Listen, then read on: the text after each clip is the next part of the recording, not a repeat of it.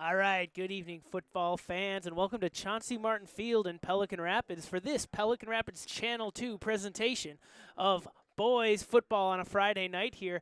Eastern Coast time here as we get started a little bit earlier as Warroad has a long trip down. The Warroad Warriors here in town to face your Pelican Rapids Vikings. They're announcing the starting lineups right now. We'll do the same here up in the booth. I'm Logan Orr with the call here tonight. What we have for Warroad, starting with Warroad's offense. Number 3, Ryan Kamernick. He is a junior wide receiver. Number 12, Liam Grover. He's a senior quarterback. Number 21, Zachary Rose, senior back.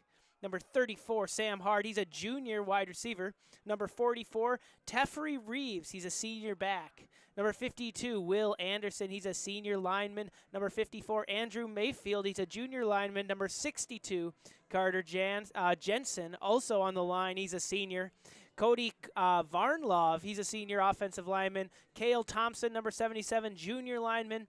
And number 87, Luke Billingsley, the other wide receiver. He's a junior. So that's who Warroad will launch out here. Plenty of seniors and juniors to round out their starting lineup. They are coming off a defeat to St. Cloud Cathedral last week, so they will be coming into this game 0-1 on the season. For the Pelican Rapids Vikings, they're coming off a win against Breckenridge, and they are an impressive win at that. In 26-6, they beat Breckenridge here last week. That was in Breckenridge. And impressive start for the Vikings. So the Vikings looking to build off that, hosting the Warroad Warriors. They are announcing the starting lineup as we speak, starting at cornerback, number 0, the sophomore Ethan Eisenman. Also at defensive back, number 1, the senior Mark Kapenga. Also coming in through here, number 5, that is the back here. Excuse me as I get my papers here, I'll sort it out. Starting as well, number 5, he is a defensive back, McLean Hovland, the junior. Also number 6, Jack Bergquist, the senior linebacker, is going to make it into the mix here.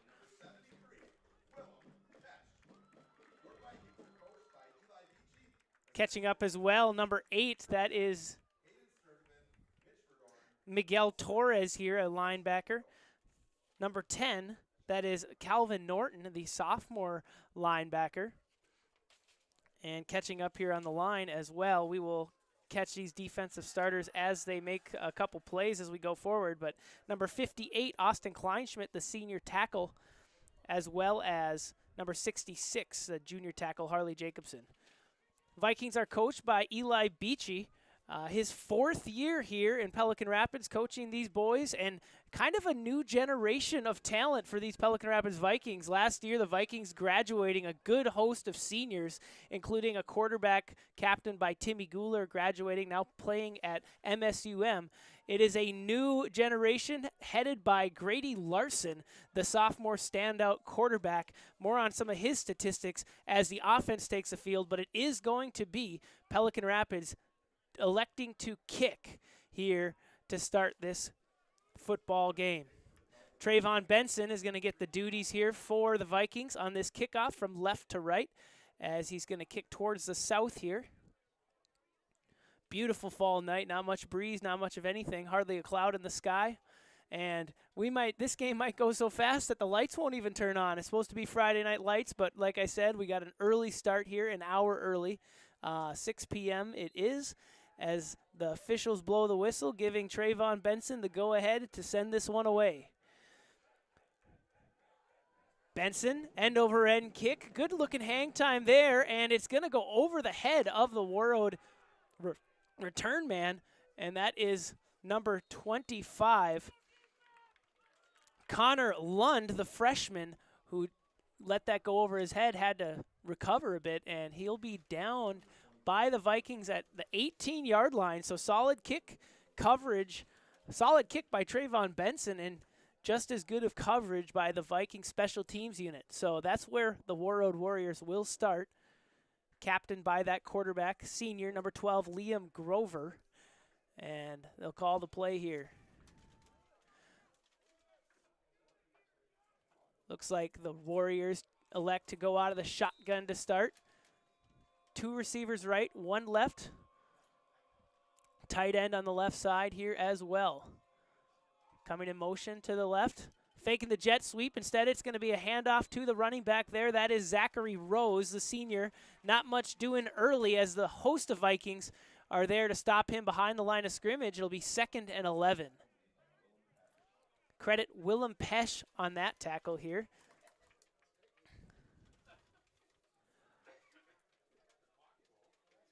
Willem Pesch also had a tackle for loss in the Breckenridge game, so make that 2 now on the season. Getting in there early, making some noise happen here. Willem Pesch on that left defensive end. Vikings coming in with a 3-4 package, nose tackle here. As it looks like a fumble came down, and it is going to be recovered by the Vikings. Nicely done there. A little bit of a miscommunication in the backfield by the Warriors. And Pelican Rapids going to get the ball deep into Warroad territory here.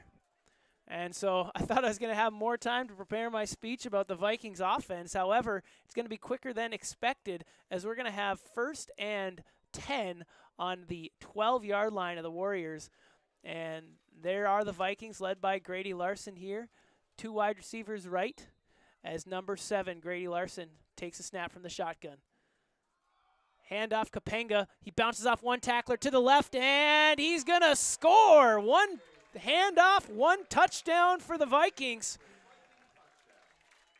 Starting the offense early is Pelican Rapids, as with 10:51 to go in the first quarter. Pelican Rapids out to a 6-0 lead. It looks like they're going to keep the offense out here for a 2-point conversion try.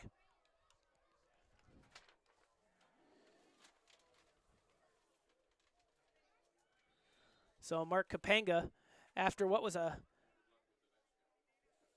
pretty sparse running attack in Breckenridge, with just 1 attempt, he's also going to get the call here on the 2-point conversion, and the officials are going to say he's down before he was able to get that ball to cross the plane.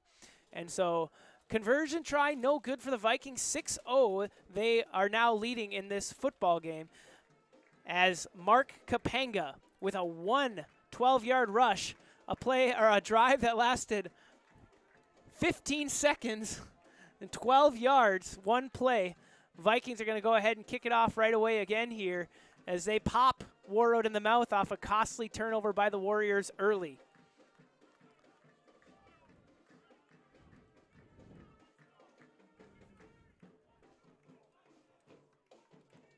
Interesting, the Vikings go to the run attack early as they won their game 26-6 against Breckenridge. Something that was not instilled in their offense was much of a running game at all. Mark Kapenga led the way for the Vikings in the running category. That was just 6 attempts for 7 yards, having a hard time running the ball against the Breckenridge Cowboys. They actually had negative rush yardage.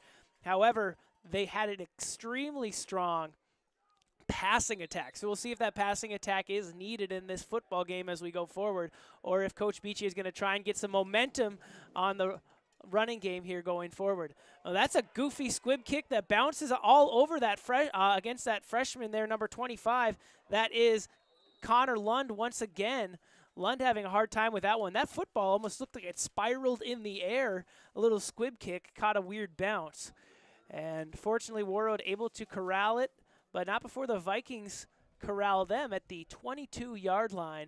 That's where the Warriors will take over here, 1st and 10, heading to the north.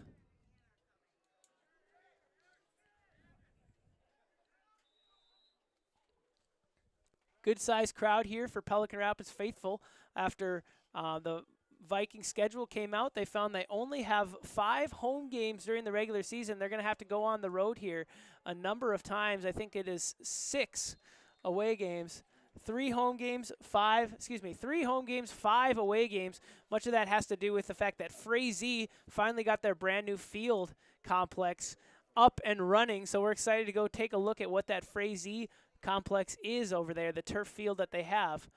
So it'll be nice for them. But Frazie's been kind of paying a debt to many, playing a lot of away games for a number of years. They finally are going to be able to get a return on investment by getting a plethora of home games this year. Warroad, after a short gain on first down, will go ahead and hand it off here once again. That is the halfback, Zachary Rose. He once again plows forward for a tough couple yards here, and that's going to make it 3rd and about 6 for Warroad, as they have kept it almost exclusively on the ground to start this first couple drives in action here.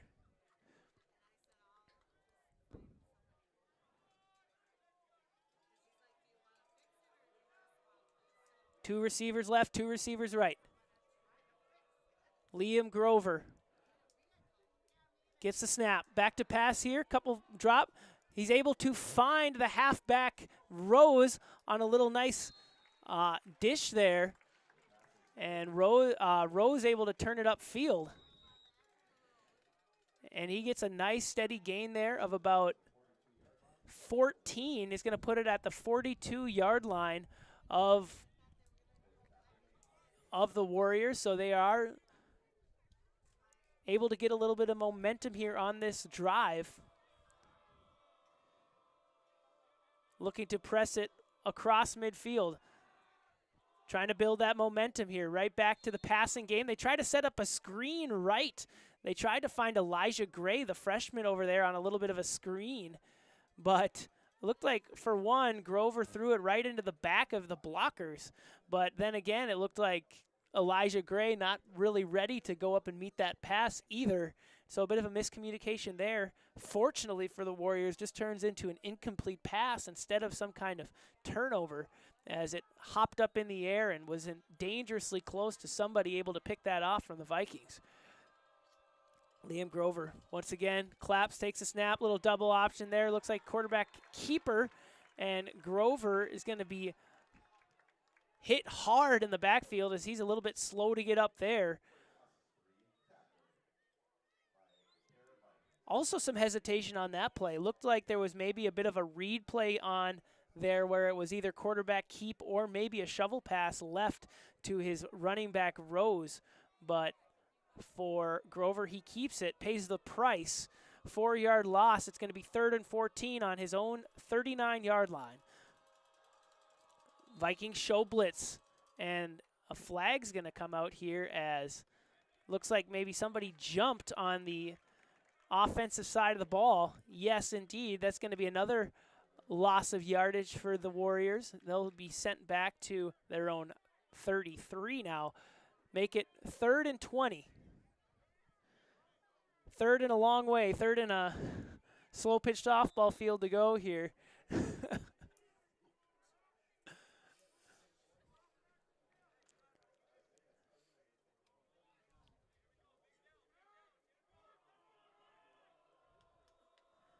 Can hear the Viking sideline calling out, ball knocked away there. Nice play. That is Miguel Torres. A little bit of a slot defensive back, able to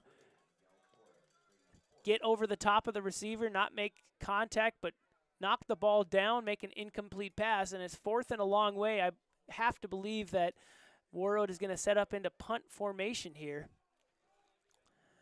It looks like they have some kind of spread offense.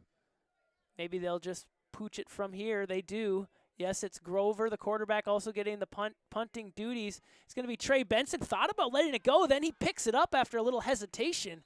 And Benson, dangerous play there. Able to scoot by one defender and return it about 8 yards up to now Pelican Rapids' own 42-yard line. And that's where these Vikings will take over. Going back to this offense in their tough time running the ball against Breckenridge. They did not have a hard time passing the ball. Grady Larson, standout performance against Breckenridge. The sophomore went 23 for 34 with a completion percentage of 68% for 255 yards, 4 touchdowns, and only 1 pick. That's a quarterback rating of 116.6, and he's going to show off the deep ball early. Really skies that over the top of Ethan Eisenman. That's a sophomore to sophomore connection. that Larson was trying to make happen. Eisman had 6 catches for 49 yards and a touchdown against the Cowboys, trying to find something deep early in the downs here were the Vikings. And so that's going to be what I've talked to Coach Beachy about so far. It looks like the offense of the Vikings is going to be a little bit different than years past. One of the reasons, a lot of seniors graduated from the offensive line, so the Vikings are still going to try and find their identity there.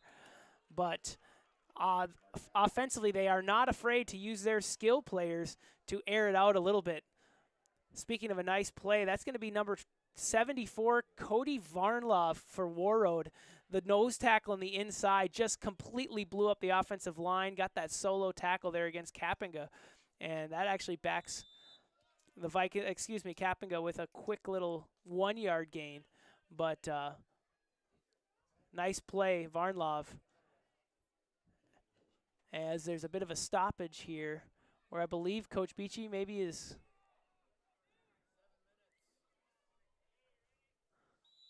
Oh, they figured it out here. Larson claps in motion, Kapinga. Back to pass, experiences pressure early, tries to make a last-minute pass here to, looks like Channing Russman on the right side of the field. And Russman, the tight ender, looked like he was trying to slip out to the weak side of the field. Larson got flushed early, was forced out to his left as he was experiencing pressure there from number 49. That's Logan Gustafson, bringing pressure in on the left end.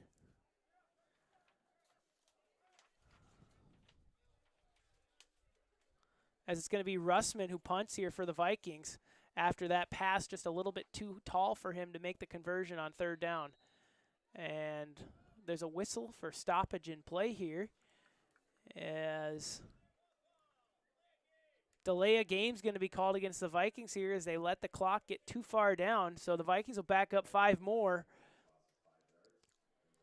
As Warroad awaits to get this ball back, it's Zachary Rose and Connor Lund, 21-25 in the game for Warroad on the receiving end. Wonder if the Vikings will continue to try and shade it over towards the freshman as Russman gets underneath that one. Watch out, that could be dangerous if it hits anybody. Unfortunately for Warroad, they don't have anyone underneath it, but it takes a poor bounce even so.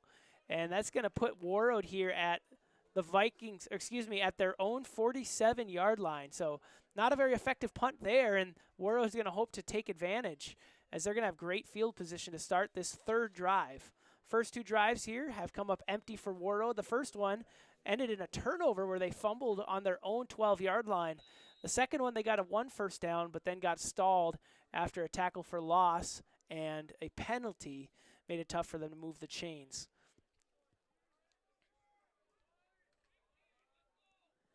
So it is Grover. Liam Grover here trying to call some of the shots here. We got 2 wide receivers right, just a tight end left. They're heavy on the right side. Handoff there, nicely done. Rose, he's able to make the first man miss, get into the second level, and scoot down to the Vikings 48. As now Warroad gaining momentum offensively, find themselves in Vikings territory for the first time in this game. If you're just joining us, we're about halfway through the first quarter, 6 minutes and 18 seconds and counting in this football game. Vikings 6, Warroad 0, Warroad driving.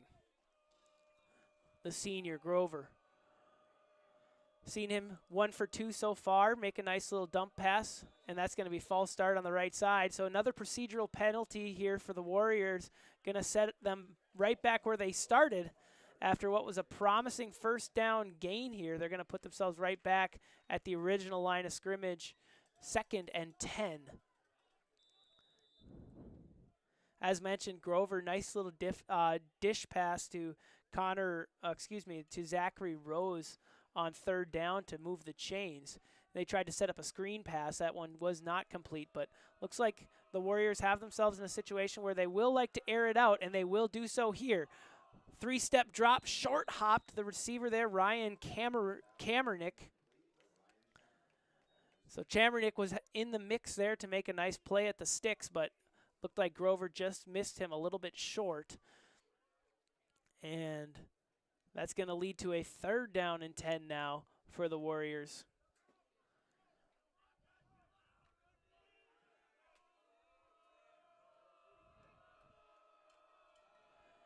Varnlov under center. Sets up to snap the shotgun snap here. Yes, Grover. Deep drop makes some guy miss, and once again, short hops his intended receiver there. That's number 24, Elijah Gray, the freshman who had a chance at making that catch, but really not much of a chance. A few yards short was that pass. Regardless, the Vikings were all over that on the sideline. It would have made it 4th and 5, but now 4th and 10 is going to make it a tougher decision for the Warriors if they're going to punt it or continue to try and go for it here on 4th down. And it looks like 7 yards deep is Grover, so he'll look to punt this away. Last time he looked like he had almost just 5 yards deep, which made it a little more interesting as to if he was going to punt or go for it.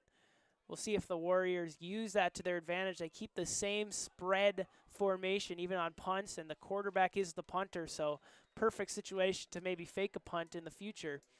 But not this time. Grover, just a nice little punt here, 25 yards or so, to where the Vikings will now take over on their 32.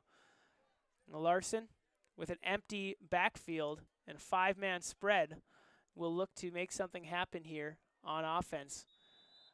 So it looks like the Vikings might be abandoning the run on this one as they have Torres, Russman, Benson, and Kappinga wide as well. Benson, jump ball. Yes, sir. Trayvon Benson. Just throw it up and let the man catch it. Yeah, nice pass there by Grady Larson. Benson was double covered, did not matter on the sideline, and that's how you flip the field quickly, as that is a 21-yard connection down to the 36-yard line.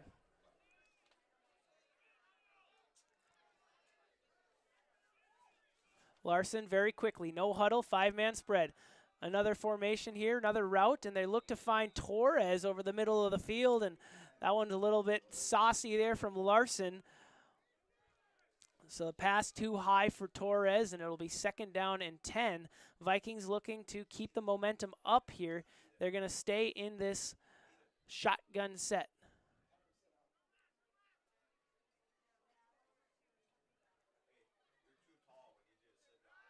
Little bubble screen out here. Ethan Eisenman makes one man miss, weaves up the field, falls down here to the 31-yard line.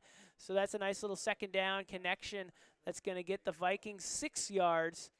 Make it 5 here. That'll put them at 3rd and 5 in that territory that is certainly 4-down territory for the Vikings. So they'll have 2 downs here to try and go get 5 yards, as now they have trips right, 1 man left. Kappinga now out to the left here. It's empty backfield for Larson. Another screen here. This time Benson breaks a tackle there from Elijah Gray, and he is able to get the 1st down. Nicely done, Trayvon Benson. We thought for a moment there the freshman, number 24, Elijah Gray, was going to make the tackle in the backfield, but Benson able to squeak out of it and move the chains for the Vikings.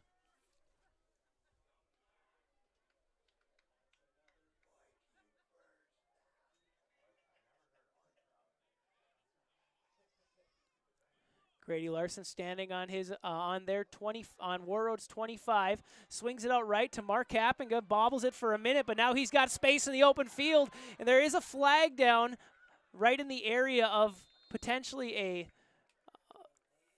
illegal hole, or a block in the back there, right next to McLean Hovland, number 5. See, jogs off the field here, so the Vikings are going to get tagged for a block in the back on Kappinga's little swing and run, and we'll see where that foul occurred. They're going to put it 10 yards from the line of scrimmage, which will put the Vikings right back to the 27-yard line. So we'll have about 1st and 20 now, as that penalty brings the Vikings back.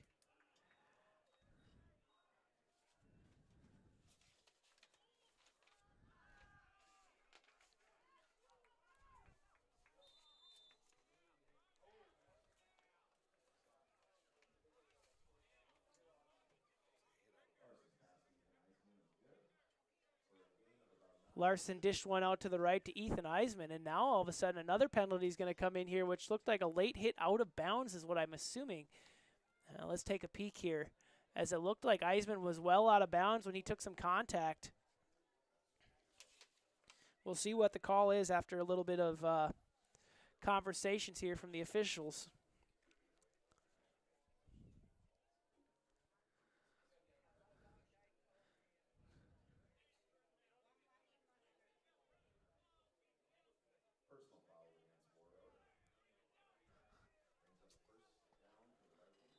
So Eisman, yes, had a short gain there on first down, but there's a personal foul, which is going to lead it to half the distance to the goal, which it stays first down for the Vikings, and they keep the chains where they are. So it's 1st and 5. Channing Russman makes the catch, breaks a tackle at the goal line.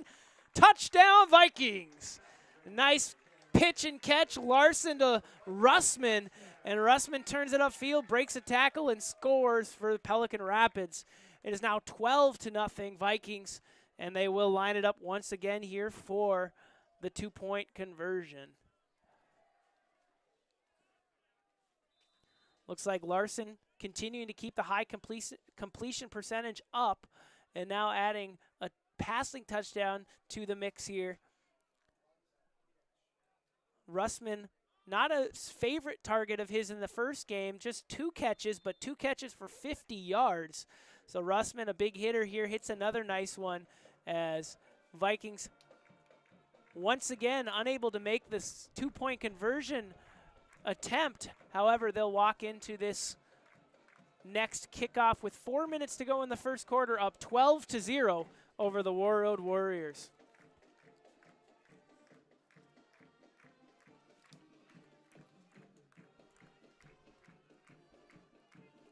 Something to be said about that that drive in particular. Grady Larson spreading the love here, completing passes to 4 different Vikings: Trayvon Benson, Channing Russman, Mark Kappinga, and Ethan Eisman. And he also had an attempt here to Miguel Torres. So that's very clear that the Pelican Rapids Vikings have a wide plethora of options on the skill position end. Their wide receivers are deep, and Coach Beachy and the Vikings taking full advantage of that as they go forward. Trayvon Benson will get the kickoff duties once again for Pelican Rapids. In this first quarter, the Vikings, their 3rd kickoff here. Let's see what this one looks like. This is an end-over-end kick. Nice hang time here. It's finally going to be returned by the senior, Rose. Rose going to move to the right towards the middle of the field. He'll be wrapped up by a host of Vikings and be taken down at about the 25-yard line, and that's where the Warriors will start their next drive.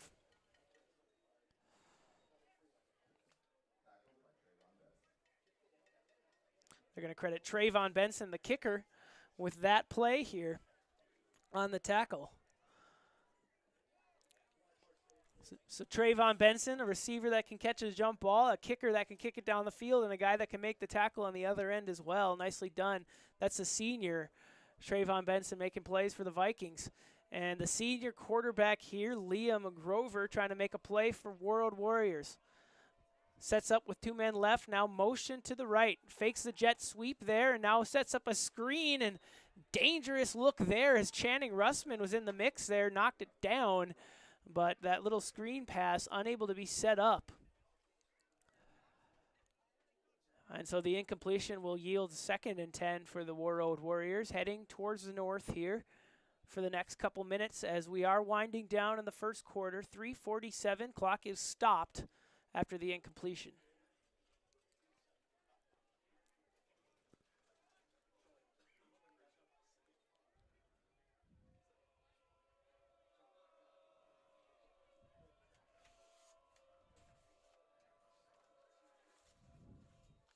Once again, fake the jet sweep. They set it up again. He put some air underneath that. Trayvon Benson high in the sky, fortunately knocking it down. That was a nice-looking pass there.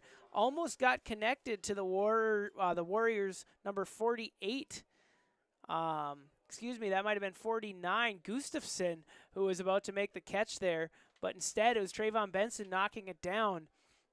And Trayvon Benson, someone mention here, in that Breckenridge game, he had 2 interceptions, 3 pass breakups. So add another pass breakup to the mix. If you look at his defensive score for the Vikings, he was the #1 ranked defender for Eli Beachy's Vikings in the game against Breckenridge, showing off some of that again here in this game against the Warroad Warriors. As the back judge throws the flag, the play clock had expired. Delay of game is going to be called against the Warroad Warriors. Other standout defensive players in that Breckenridge game were Channing Russman, as well as Calvin Norton, the sophomore, someone who's going to be adding a little bit of fresh energy to the Vikings defense. Calvin Norton, if you watch him, he is just an absolute stud in the weight room and an absolute workout machine. He's a wrestler. He's a great athlete, and Coach Beachy's very high on his ability to bring some energy to the defensive side. As Channing Russman almost had an interception, went through his fingertips, as Grover, unable to complete that pass, is going to make it 4th and 16 now for the Warriors, as they'll spread out here and match and try and punt the ball away here to Trayvon Benson.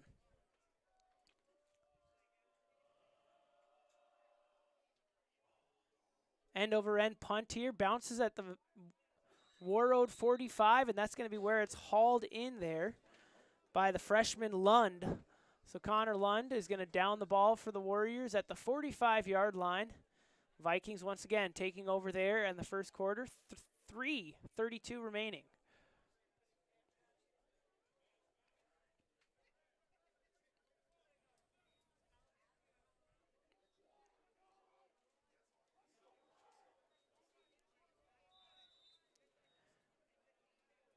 They blow the whistle here and start the play clock. Larson set up, Kapinga on the right side. Looks like a tight bunch right. One receiver left, and Benson fakes a handoff. Larson's going to keep it here. Takes some contact by a number of Warriors and falls forward for a gain of 5. There for the tackle was Carter Jensen.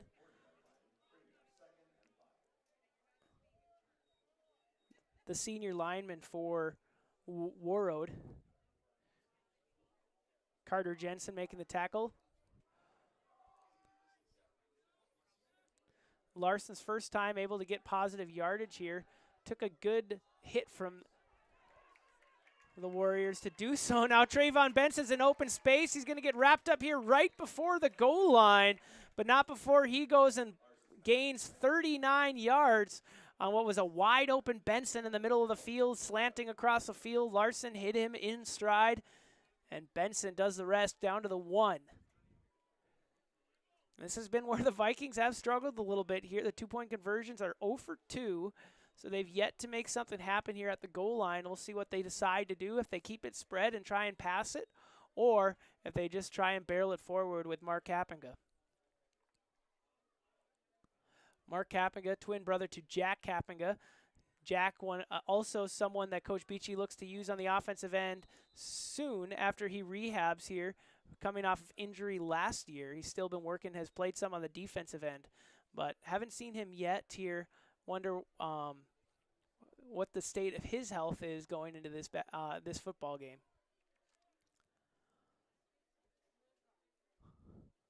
First play, unable to get the yard to gain here, so they'll set up here again, 2nd and goal. Incomplete pass by Larson, last down. They'll see if they stay in the air here, if they try to hand it off. Nope, they will stick to the air. Larson going wide right, slanting in. Trayvon Benson. Touchdown Vikings as he takes candy there. Elijah Gray in coverage. Benson able to slant and get the inside leverage, make the catch. Nice throw, Larson. Touchdown Vikings, 18-0 now. They lead with a minute and change to go in this first quarter.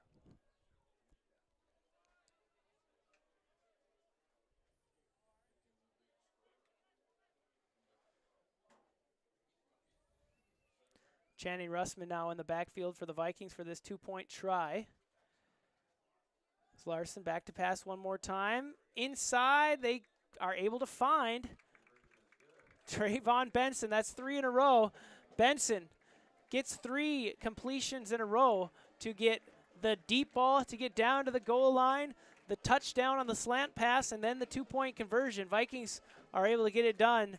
20-0 now, 2 minutes and 30 seconds to go in the first quarter of action, as the pep band plays Wave the Flag as everyone walks it back to the other side of the field.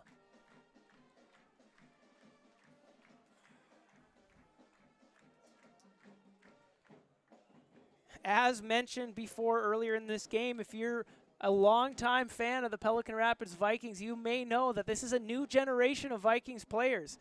After what was a very, very successful class of 2024 left this program, the Vikings have to re-identify themselves here. A lot of people from the line are new.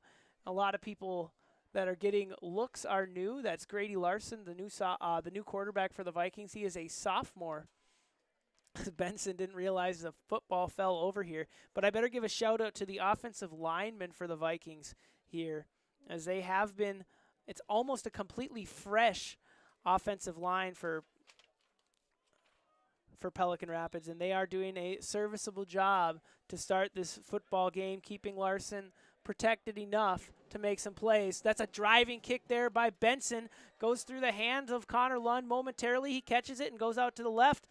Tries to stiff arm.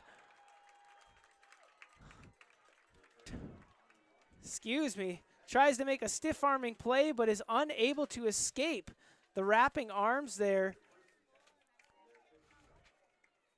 Give credit where credit is due.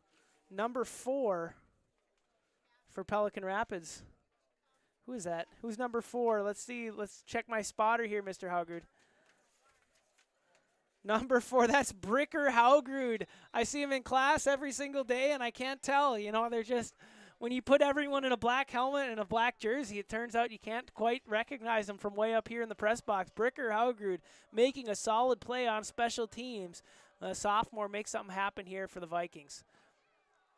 Oh, with some space there is Rose. Rose able to duck it up here, get up to the 20-yard line. That's a 5-yard gain for Rose. Nice little shimmy there to the left side, and he's going to make it 2nd and 5 for the Warriors.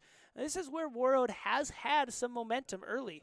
If they can keep the negative plays away, keep the procedural penalties away, maybe they can build off of a nice first down run there from Rose. If they keep things sharp, they have shown some prowess. They have a very strong front line here, led by the center. That's Vetlov. He does a great job in the middle, and they just have to continue trying to build off of that, and that's going to be, once again, the quarterback now. It's Liam Grover keeping it. He's going to try and drive past the 20, drags a Viking down to the 22, and so it's 3rd and about 3, maybe 4 for Warroad. Warroad needs to get to the 25, and they're on the 22, so they have a shot here. Have to imagine Warroad desperate here to make something happen on the offensive end. They're going to hand off Rose. Rose makes a man miss, weaves through. Miguel Torres makes a man miss, falls forward to the 33. Inspired run there by, that is one more time, Zachary Rose here. Nice play by the senior to keep the chains moving for Warroad. Goes forward.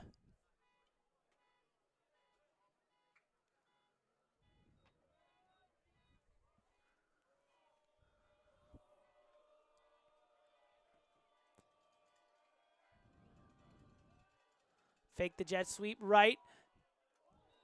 Oh, nice toss as he got hit there. Trying to get that ball over to Luke Billingsley. The senior Grove pays the price to throw a strike over there. Just went through the arms of Billingsley. But Liam Grove, nice job to stand in there, make a tough pass as he was getting bared down on there by the Vikings linebackers.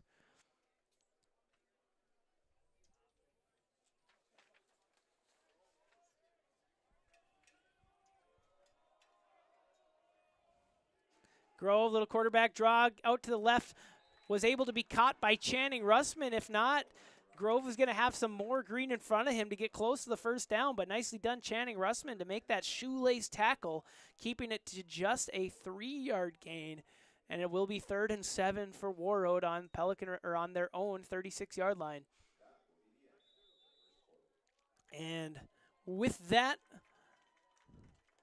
the Water Boys will go out. The quarter will end.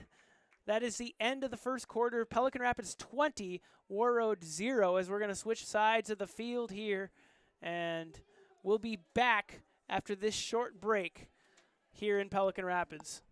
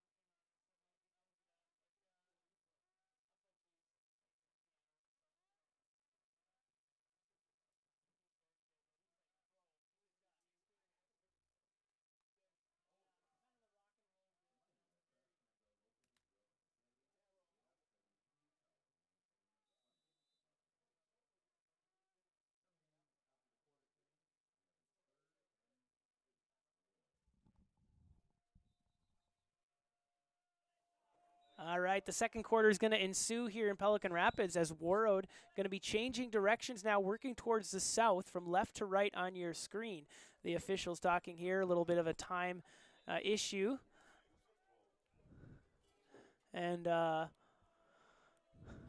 this is how things will start. This time they will sweep it to the right here. That is to the senior Teffrey Reeves, and they finally take advantage of that jet sweep action. And Reeves is going to get up and move the chains forward for the Warriors. I was wondering when they were going to go to that jet sweep. They have faked it a few times here in this football game, and finally able to be drugged down by Edwin Escobar of the Vikings. Not before Warroad moves the chains.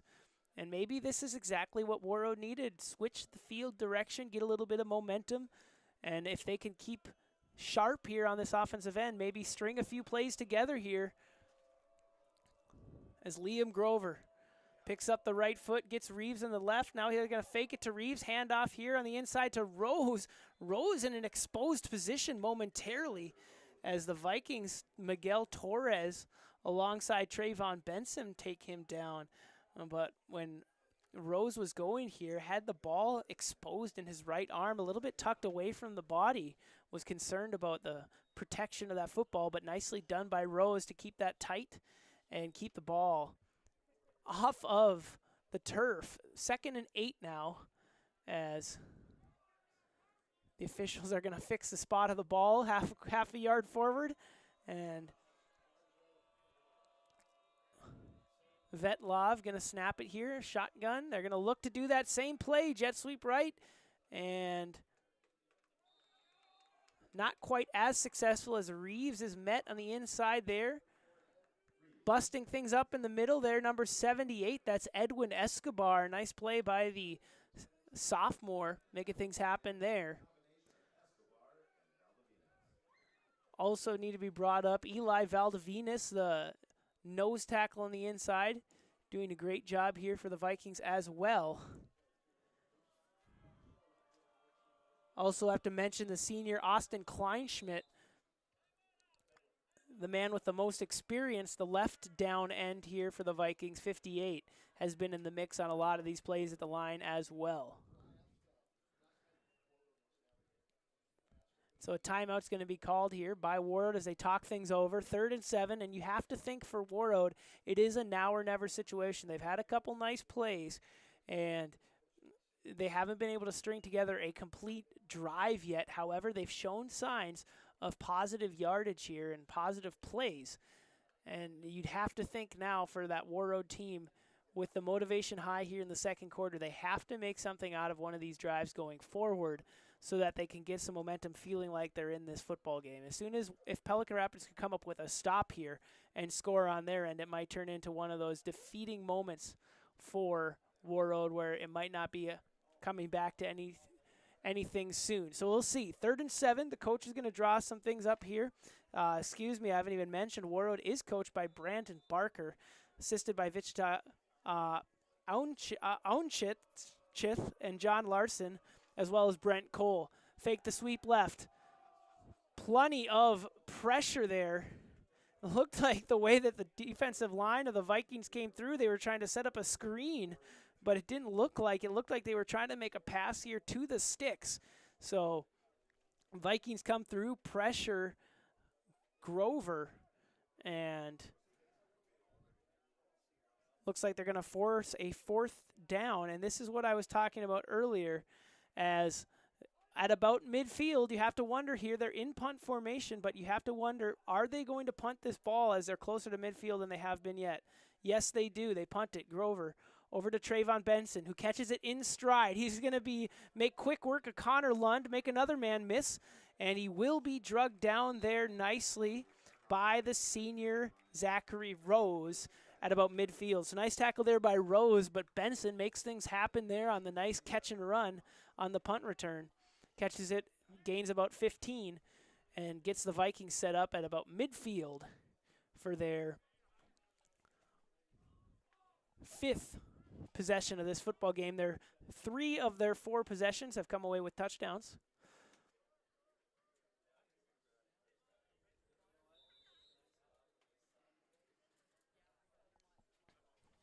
As now Larson working to the north will take the snap, go back, throw a little bit of a wobbler there, but not caught 15 yards down the field there by Trayvon Benson. It might have been a wobbler, but it certainly was a fastball across the field. It caught by the senior Benson. As mentioned, Benson, one of the favorite targets in last week's matchup. He caught 7 passes for 68 yards and 2 touchdowns, had 2 picks. 3 pass breakups. He's been all over the field in this one as well, kicking, punt returning, and also the favorite target of Larson to start this football game. And we'll see what things happen here as the Vikings once again go 4 wide and Mark Kapinga to Larson's right. The Vikings have not gone back to the run since the very early goings. Deep ball, Benson overthrown by Larson well into the sidelines, and Benson finally gaining a little bit of respect over here, double covered by, that is both on defense. There is Ryan Chamerick, the junior, in coverage as a safety. Not to mention, that's going to be also Elijah Gray, the freshman, getting the duties of the left side cornerback. Now the Vikings a little bit tighter bunch here. They're going to find Andon Roysum here on a little bit of a drag route. Tight end Roysum, a little drag left. Wide open, catches some blockers from the wide receiver. And that's going to be good for about a 20-yard gain down to the 16-yard line of Warroad, as one more new face gets a touch here for the Vikings. This time it's the sophomore Andon Roysum getting some time here as the wide receiver left for the Vikings. It is Roysum, Torres, and Eisenman now with Russman, the tight end, going out deep to the right. Open man, Miguel Torres. He bobbles it, and he does catch it, but out of bounds. It was tough to see from my angle if he would have been inbounds with a nice catch, but that bobble here going to make it here out of bounds. So the incompletion will bring up 2nd and 10 as Larson saw red there with an open receiver in the back corner of the end zone.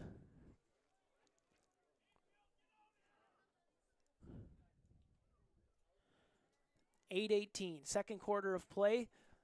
Larson takes a snap, tries to find a slanting Torres, but he threw it behind him there on the right side. That's going to make for 3rd down and what is probably 4-down territory for the Vikings unless they have a field goal unit that I'm not familiar with. They haven't. I wonder when the last prolific kicker, probably since the soccer program started up, the prolific kickers of Pelican Rapids have dried up a little bit. So it looks like it's going to be 4-down territory for the Vikings at 3rd and 10 on the 18 of Warroad.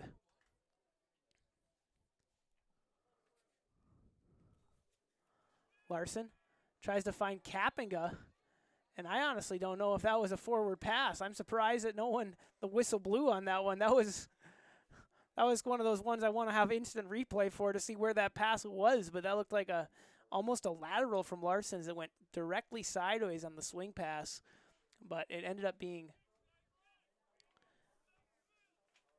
not hauled in there. I believe that was Jack Kapinga they're trying to find on the little sweep.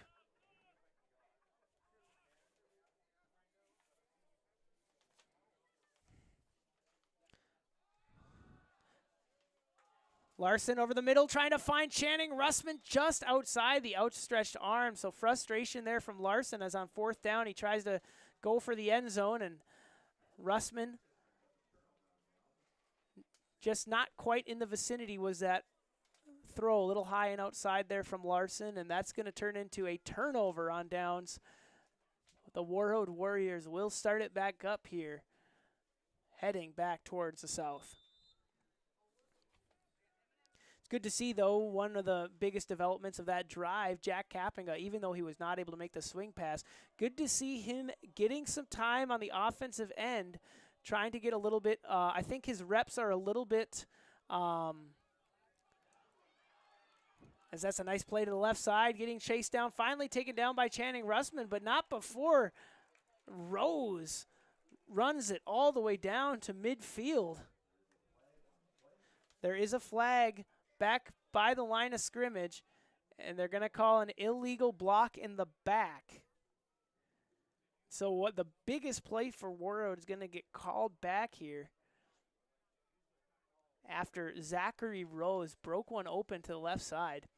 And just as I was watching, it was Channing Russman who made the play, but Jack Kapinga, after getting beat at the line of scrimmage, was trying to chase down Rose. Just seeing Kapinga, I think his reps are limited right now as he's rehabbing. You can see the brace on his right leg. Underwent surgery at the end of last football season on the right knee and has been rehabbing ever since. But good to see him getting some time. He played such a pivotal role for the Vikings backfield last year on offense and defensively as well as an athletic linebacker. Grover backed up in his own territory, tries to find a little screen pass there. That was intended for number 34.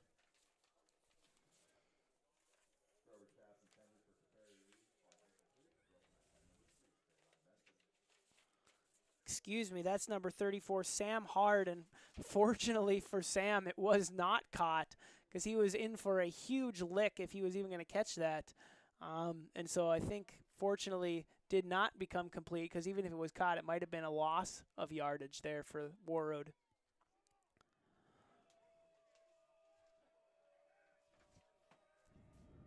Grover, standing on his own 5, takes the snap, hands off. Nice, finding Zachary Rose to the right side. Finally, the Vikings bottle him up, led by Channing Russman. Channing Russman and a conga line of Vikings pushing Rose back. And he is able to gain about 5, but the Warriors needed about 17. They'll be fine, but it's 3rd down and 11 here now.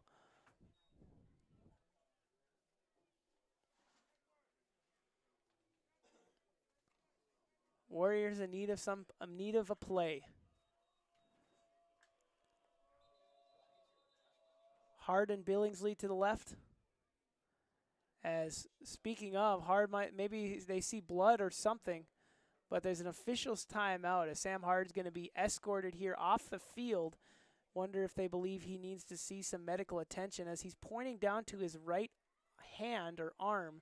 So wonder if there was maybe a scrape that there was some blood out, I'm assuming. Taking his place, Elijah Gray out here on the right side. Gray and Billingsley to the right. Over on the left side, Ryan Chamerick. Grover with some time, pointing, trying to make a play. Makes Russman miss momentarily, but then he's finally taken down here. So Russman sacks Grover. And that's going to be 4th down and a Hail Mary long way away from first. Warroad Warriors about 4th and 20 on their own 5. And now if you're punting here for Warroad, you just have to be concerned that you don't commit some kind of safety here, as you will be punting from your own end zone, or at least starting this play from very near. On their own 7, Grover's going to stand at his own end zone and try and make a play. Looks like he will be punting. Benson right, Eisenman left to return this ball from Grover. Grover, good looking punt. Trayvon Benson's going to make the catch in the middle of the field, make a man miss out to the left, has some space. Nice blocking from McLean Hovland, and Benson just lowers his shoulder on the left side, falls out of bounds, and the officials will spot him at about the 15-yard line of Warroad.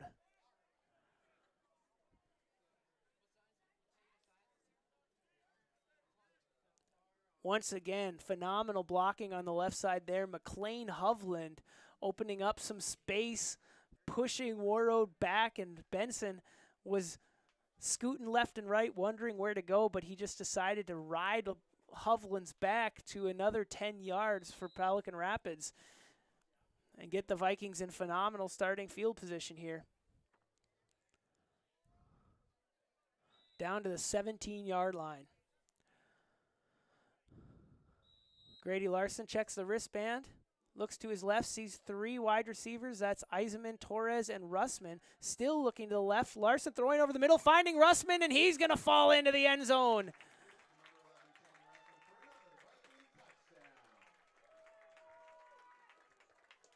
Larson finding Russman, and the Vikings have now matched their total points from the Breckenridge game here in just the second quarter of action.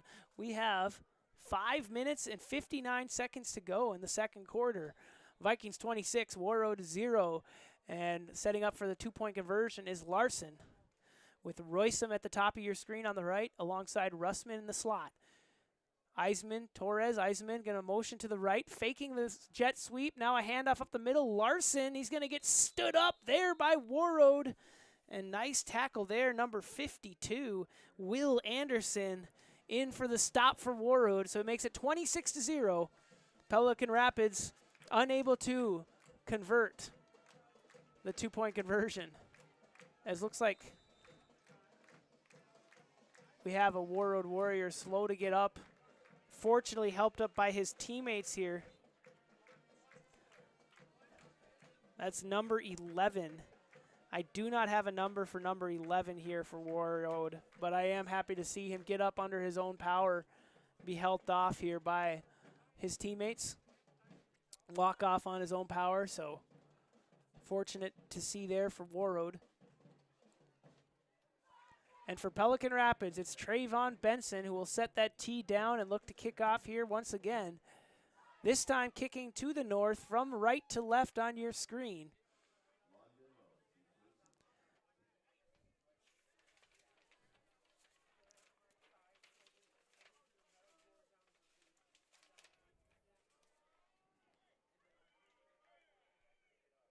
You can see right next to Trayvon Benson, number 44. And number 6, 2 seniors on this team, Jack Bergquist and Lucas Verdorn, as that's a little bit of a squib kick to the left, handled there by Connor Lund. He's going to move to his left, have a little space, break a seam, break a tackle from Benson, and he'll finally get tackled down there. He's going to get tackled by number 6. That's Jack Bergquist on the stop for the Vikings, but not before Connor Lund does some damage on the return game. Nice play, Warroad, putting themselves on the 43-yard line. Ready to start this drive with some poise. As you can see, the shadow, the big shadow from the press box, finding its way here into this landscape of this football field right over center. Beautiful September evening here, crisp sun, sharp shadows. Grover keeps it himself to the left side and bowls over Ethan Eisenman there and falls forward for a gain of about 7 down to midfield. So nice start there. First down plays have not been an issue for the Warroad Warriors. They've been getting some positive yards lately. What it is stringing together good play after good play. Grover trying to get his team galvanized here later into the second quarter, looking to try and get his team on the board for the first time all year. They lost their last game 38-0 against St. Cloud Cathedral, trying to get some points on the offensive end. Handoff down the middle here, that is Rose, and Rose is going to fall forward, but not before he loses a yard. The Vikings line able to make something happen there, stack them up in the backfield. Right now on the line for the Vikings, number 10, Calvin Norton, the sophomore, making some plays at nose tackle. Tell you what, sophomore, probably 175 pounds, if I had to guess, in the middle at nose tackle, making a difference. Grover breaks him, makes a couple men miss in the backfield, but falls forward for just a gain of 1 before he's tackled by Jack Kappinga. And so that fall forward is going to put him back at midfield, but put them back into 3 yards to gain for that first down. It is 4th down, 4th and 3.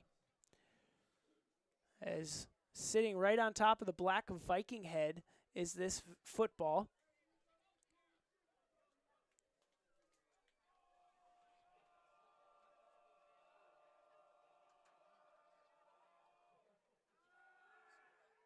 Grover, trying to find someone in the middle of the field on a screen. It looks like the intended receiver there was Zachary Rose. Unable to complete that is Grover, and that's going to be a turnover on downs. The Vikings will take it over back to the left at midfield.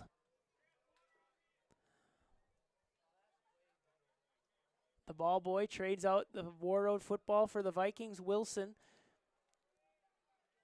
They'll move it so that the nose of the football is right on midfield, right hash. Grady Larson is going to stand right next to Mark Kappinga. On the left side, solo on this side, Trayvon Benson. He's got some isolated space over here on the left. The Vikings go trips right. Now Russman. Russman came in motion to left, but they did hand it off to Mark Kappinga. So Beachy trying to go back to the running game a little bit here, maybe trying to prove some concept, get some in-game practice on this running game, something they are going to need as they get further into this football season, is a little bit of a running game when necessary. So the Vikings going to use this as good opportunities to develop that game, as they have not been successful in the first game and a half of the year. Mark Kappinga once again gets a handoff, breaks into the second level and gets down, falls forward across the 40. That's going to be enough yardage for a first down for the Vikings, as the clock stops to move the chains. And so with 3:10 remaining here, the clock is going to resume after the chains are set. Vikings trying to make one more drive of things here before halftime.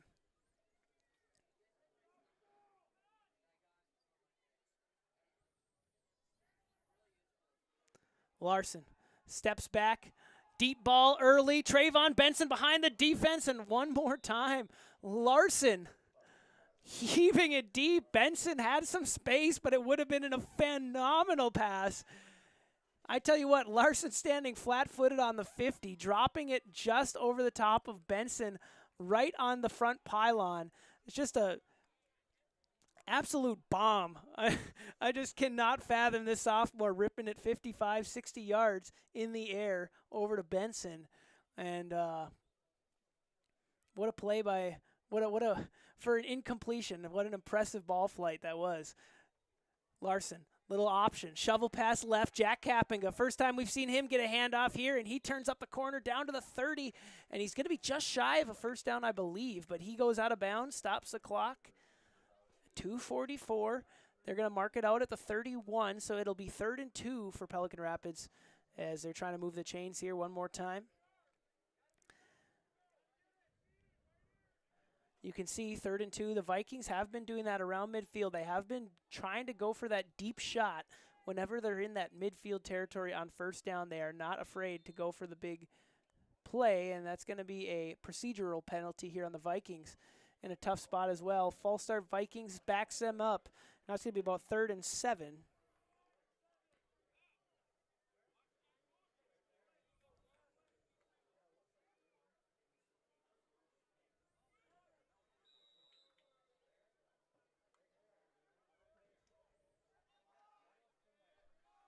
As Larson checks the wristband on his left hand. Don't let anybody get hold of that wristband. He'll survey back up to the right, floats one over to Trayvon Benson. He's able to make a man miss, makes two men miss. Nicely done, off to the right and down out in the sideline. As what a play, both Zachary Rose and Elijah Gray able to, Trayvon Benson able to make both men miss, move the chains forward, and get down to about the 15-yard line before he's forced out there by Sam Hard. And this is where the Vikings will continue their drive. 1st and 10, 15-yard line. Just over 2 minutes to go. More than enough time for the Vikings here. Larson from his own 25, finding a slanting McLean Hovland. Nice pitch and catch there by the Vikings. And that's going to be a touchdown, Hovland. Hovland, his first catch of the season, his first touchdown of the season. Nice find, Larson to Hovland. For 6 more points for the Vikings, it's now 32-0 with just 2 minutes and 19 seconds to go in the first half.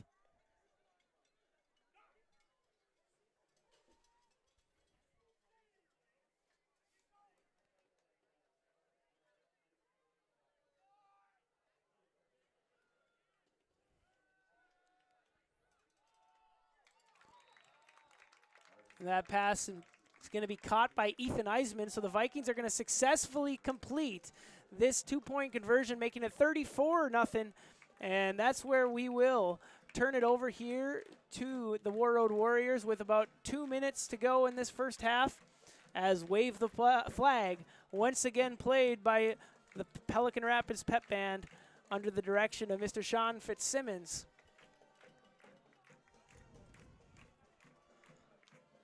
Exciting to see there from the Vikings. A couple more names get into the mix. McLean Hovland added to the list of nice touchdown catches in this game.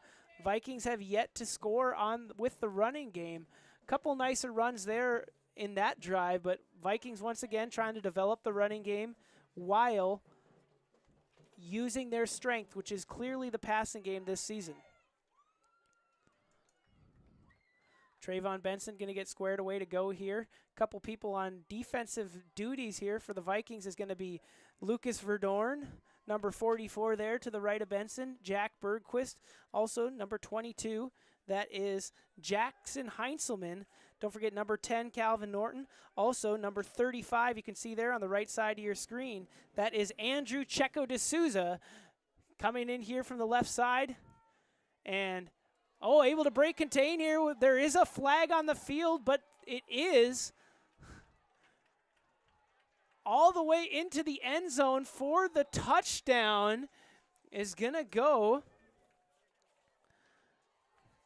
That is number 25. That's Connor Lund. And the officials here are going to talk things over. They're going to call a block in the back here by where the kick was caught on the 20. So a deflating result after an exceptional return there by Connor Lund. Found a seam in the middle of the field and dropped the hammer, absolutely zooming past Vikings defenders left and right. But after it all, if it's all said and done, maybe being freed up in that situation was an illegal block making that happen. And so Warroad going to walk slowly all the way back to start their drive here on the 10-yard line.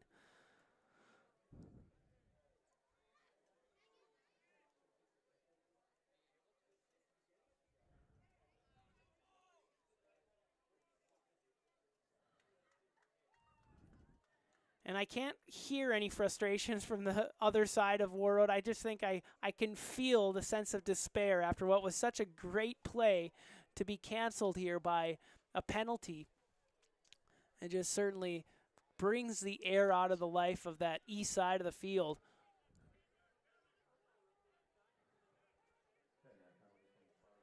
And they are going to spot it right there on the 10-yard line as Grover counts off 11, says he's got enough guys here.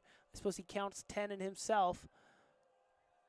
And they're going to call a timeout. So that is, never mind, he counted 10 total. I was wondering what was going on there as Grover counting around, looking at the sideline, trying to figure it out, and he finally got his tight end into the game here as he was about to play with 10 guys. That reminds me of the one time that up in Warroad, I was a stats man, I saw that Warroad only had 10 guys on the field. They ended up scoring a touchdown, a 70-yard touchdown play with only 10 guys, and the Vikings had 11. I think Coach Haugen is still shaking in his boots about that one, but fortunately the Vikings were able to get that win up in Warroad. And that was a goofy night. That was after a rain delay held them late, and it was 11 p.m. before play started again. And I think we rolled into Pelican on at like 2 a.m., 4 a.m., something a.m. I don't know. I was just a lowly stats kid, just with my blanket and pillow trying to go to sleep. Fortunately, that's why we play football on a Friday night. Almost taking the sweep there. Now it's going to be Grover who keeps it, lowers his shoulder for a gain of about 4. And that's going to put him forward to the 16 or 17-yard line as Andon Roysum comes off the field. Looking like his hand is in pain here.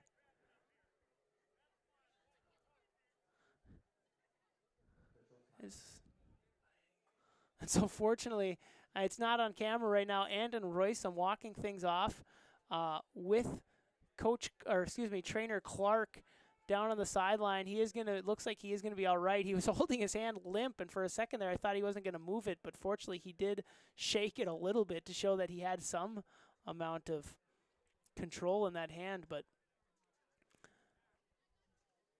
an official's timeout.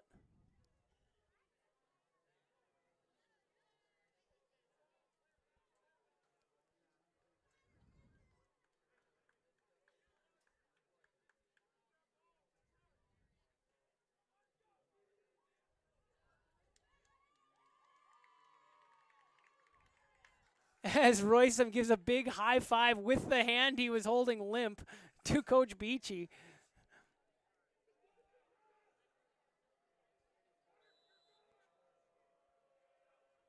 And then I think he looked back at Clark, and Clark said, "I don't think you should play him."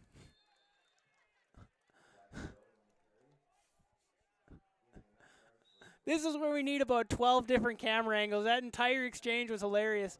Down here on this near side sideline, sophomore Andon Roysum, I think had looked like a dislocation or something in his finger or wrist. Then he ends up giving a high five over here to Beachy with the same hand he just hurt after he got the adjustment from Clark. And then Beachy talking to trainer Clark. Clark, I think, says you should rest him for a little bit here just to be sure. And we'll see. It's unlikely we'll see him before the end of this first half. There's 27 seconds and counting as the Warriors continuing to try and piece together a bit of a drive here. It's going to be Grover, not before a whistle, and a timeout called by the Warroad Warriors. Looking to maybe get a different play here. 1st and 10. There's 20 seconds to go in this first quarter. Coach Barker going to talk things over. For Warroad, as you know, a brutal schedule of travel, as always. Warroad went all the way down to St. Cloud last week to go, a 5-hour drive to go play St. Cloud Cathedral. They have another road game against Pelican Rapids. And then, fortunately, 4 of their remaining 6 games will be at home, as they're going to be hosting Park Rapids area next week. They'll go to Frazee at Frazee's new facility the week after that. Then they have to play Barnesville, Crookston, Hawley, and Roseau. Fortunately, they get the Roseau game at home. Well, some would say up in Warroad, is that fortunate or not? I always remember the conversation that when it was the Warroad Roseau rivalry, you'd always want that game to be away, just so that you had one bus ride that wasn't 4 hours away. And so the Warroad Warriors get that home game. Nevertheless, that's going to be a huge rivalry game as always. That's at the end of the season, October 16th. If you're Coach Barker, maybe it's been frustrating early for this offense, unable to get any points on the board to start this season. However, there is a lot of potential in this group. As you can see, a couple plays that can be made, a couple positive gainers that are here and there.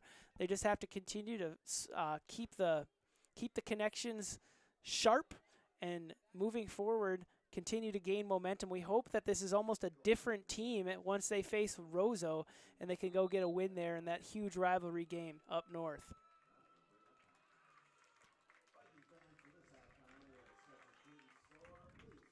And finally here, that is the halftime whistle blowing. That's going to be Pelican Rapids 34, Warroad Warriors 0. There's about a 10-minute break here for halftime, and we will take a break here as well at Channel 2. We'll rejoin you for the start of second half action.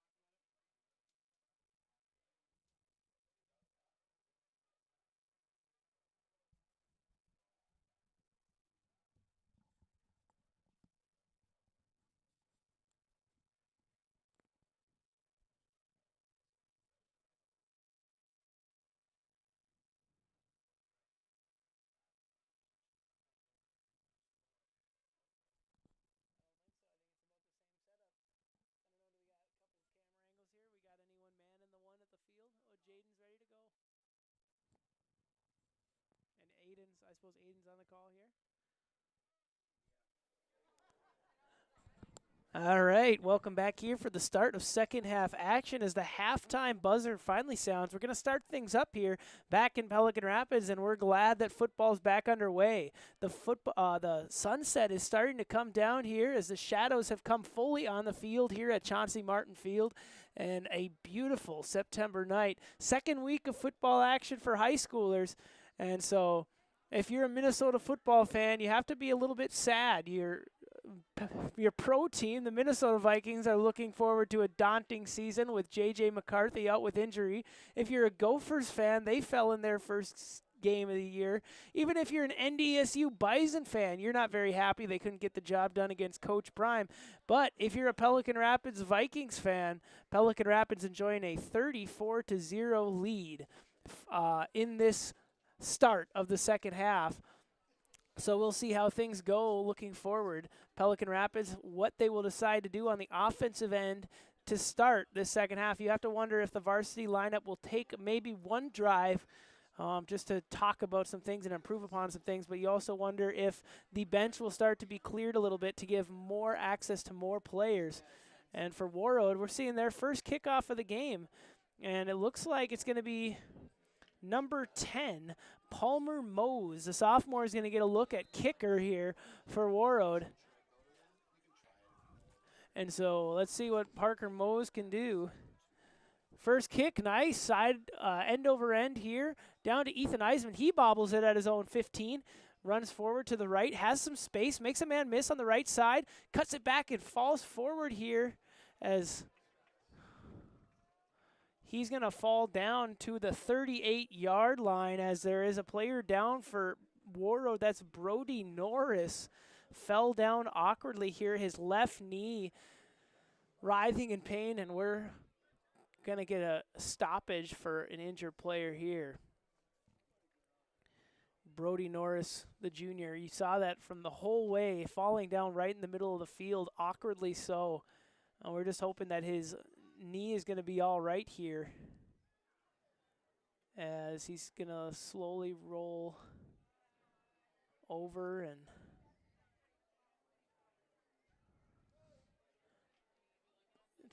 the trainer for Pelican Rapids or Essential Health representative trainer for Pelican Rapids, Nathan Clark, looks at it, straightens it out, and provides some encouraging words here as the coaches of Warroad.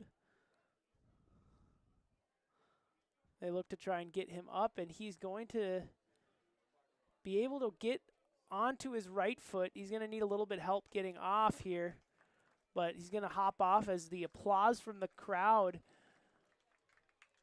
wishing him well as he makes his way off to the field into the Warroad bench area.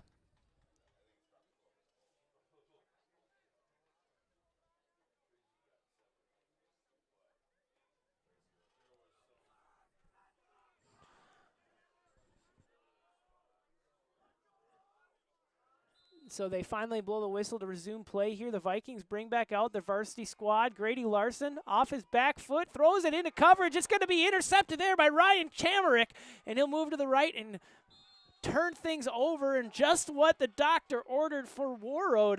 One play, one pick. Warroad's going to get the football here deep into Vikings territory on their 35-yard line.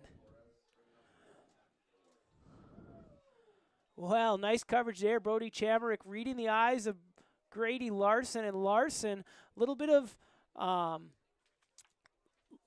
the footwork there, had himself throwing off his back foot, which maybe made him float that a little bit more than he would have wanted to. Chamerick makes him pay. Nice pick there for this. Excuse me, that is the junior Chamerick getting the job done. So now it's Grover trying to get things going here for Warroad. They're going to hand it here up the middle to Zachary Rose. Zachary Rose falls forward for a gain of maybe one, or it looks like no gain. They're going to put it right back on the 35 on that right hash here. So the Vikings defense able to make a play after the turnover there by Pelican Rapids.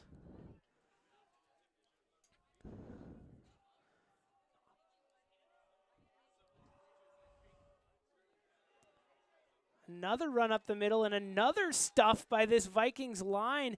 It's going to be Mark Kapenga, Lucas Verdorn, as well as Austin Kleinschmidt in here for the tackle. Nicely done by the front line of Pelican Rapids, plugging up the holes and then finishing the rest of the job there for Pelican Rapids is their defensive front. So that's Willem Pesch, the senior, Austin Kleinschmidt, the senior, and also Calvin Norton, the nose tackle, making some things difficult for that Warroad line inside. And the procedural penalty there as the offensive line jumped, moving it back 5 yards. So Warroad, after having all the momentum with that interception, have a couple tough run plays stymied by the Vikings. And a procedural penalty is going to put them into 3rd and a handful. They got 17 to go here on their own 42. They need to get to the 25 of Pelican Rapids in the next 2 plays. You have to figure what a great opportunity for Warroad to see a little bit of momentum here with an opening drive, opening half score in this second half would be huge for these Warriors. Pump fake, stepping up, great, deep ball right. He has a man on the right side, it's dropped. Luke Billingsley had his man beat.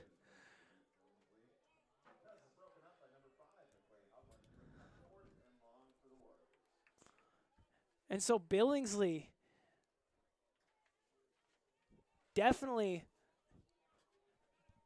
frustrated by himself there as he had an opportunity to house a 42-yard touchdown pass from a dime from Grover. Grover stepping up in the pocket, airing one out, just could not make the connection happen. And now for Warroad, they're sitting at 4th and 17, and it looks like they're staying in the shotgun set. Grover just 5 yards deep. Looks like he's not going to set up to punt. So Warroad was about to make things happen here, but it is a delay of game going to be called. But we got an official on the far side looking like he wanted a timeout. And so let me see here.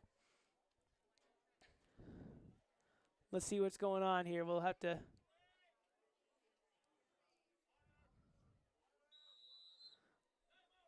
Looks like before the delay of game, and the far side judge walking in to talk to the officials, the coaches of the Warroad staff got a timeout before the delay of game occurred, so they're picking up the flag. They're going to keep it at the 42, and that will be where Warroad sets up for a 4th down conversion try. And as coach Brandon Barker is going to talk things over with these Warroad Warriors. If you're just joining us, we have just started 3rd quarter action here in Pelican Rapids. Vikings actually received the second half kick, but in one play, Grady Larson threw an interception to Ryan Chamernick, and Chamernick brought it back to the 35-yard line, but the Vikings defense has responding with authority with a couple tackles for loss, and then a procedural penalty has backed up Warroad to a 4th and 17. And that's where we stand. 10 minutes to go in the 3rd quarter.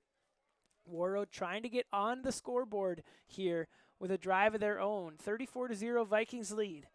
And this time now, Liam Grover takes it 7 yards deep. Looks like he will punt. No, he decides to pass it down the left side, and it's going to be Sam Hard. Yes, he makes the catch down here at the 15-yard line.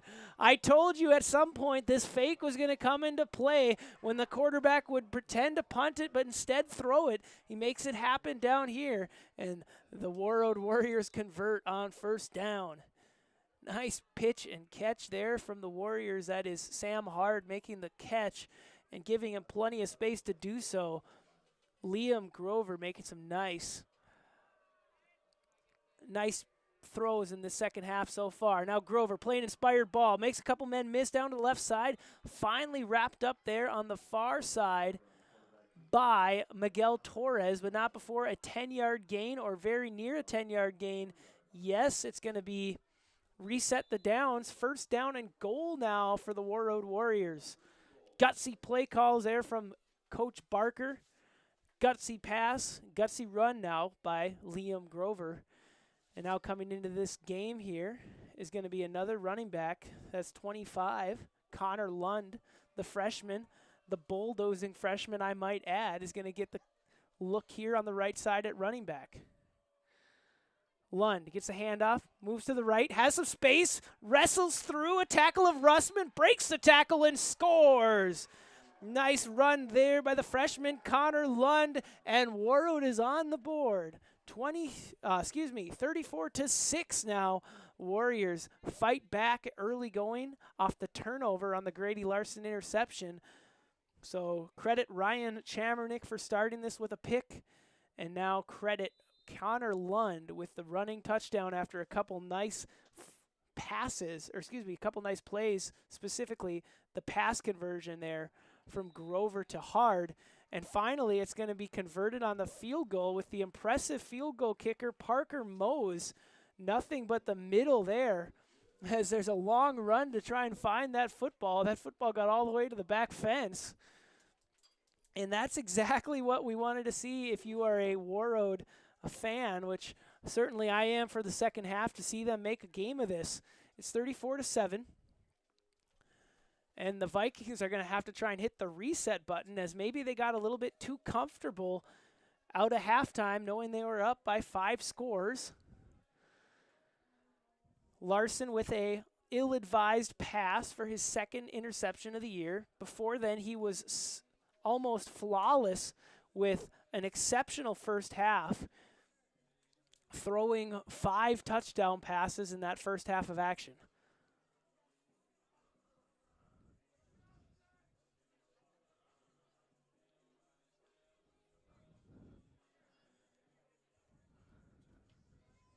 As we look across to what is an absolutely beautiful fall night, the golden hour has reigned here. As you can see, the trees starting to peek into some color. You can just tell that the colors are about to pop here in northern Minnesota. No better night to watch a football game than tonight. And it is going to be Pelican Rapids trying to answer the call from Warroad, who started the bleeding here in the second half. It's going to be Parker Mose, the sophomore, going to set up again here. As you can see, some of the Warroad faithful that are lined up on the special teams unit. Number 3, Ryan Chamernick. Number 85, Matthew Nordine, the sophomore, getting a look here.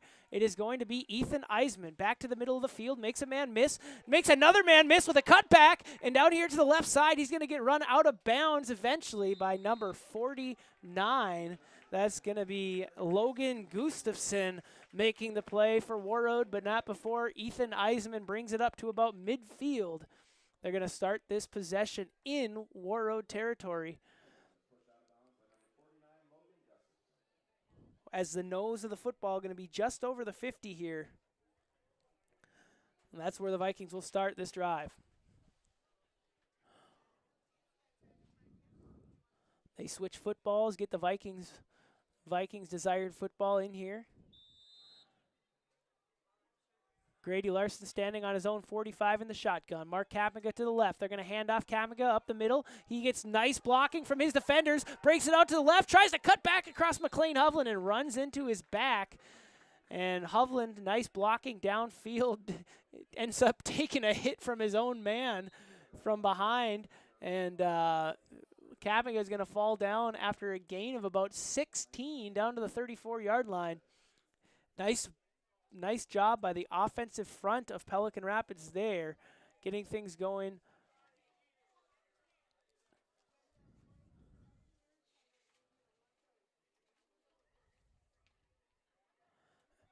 This time it's going to be Grady Larson with the keeper out to the right this time. He's going to lower the shoulder there against the senior Zachary Rose and fall forward for a gain of about 12. So there's some Viking running game that we have been missing in the first couple of the first game and a half from the Vikings. Finally, they're able to make some things happen here on the offensive end.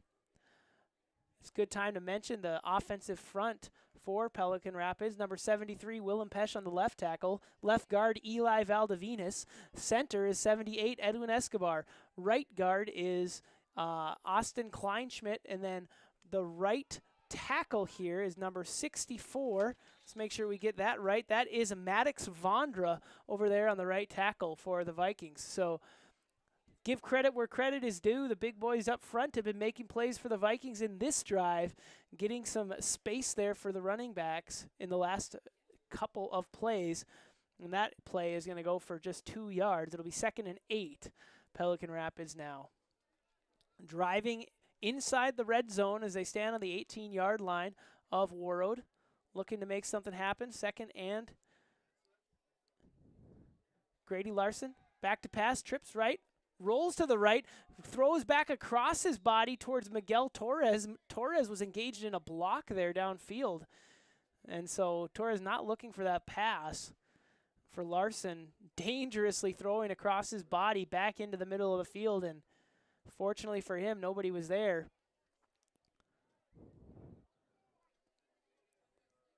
As the Vikings make a couple changes, it's going to be Ethan Eisman running out to the left side. Trayvon Benson at the top of your screen to the right, working against Elijah Gray. And Larson, not expecting that pass, hits him in the helmet, finds Lucas Verdorn out to the left, and he's going to fall forward to the 14 as one of the weirdest plays I've seen in a while.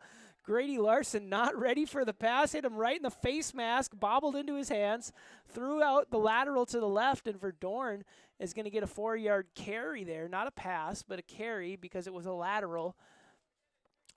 Fortunate that that wasn't worse for the Vikings. That had turnover screamed all over it. And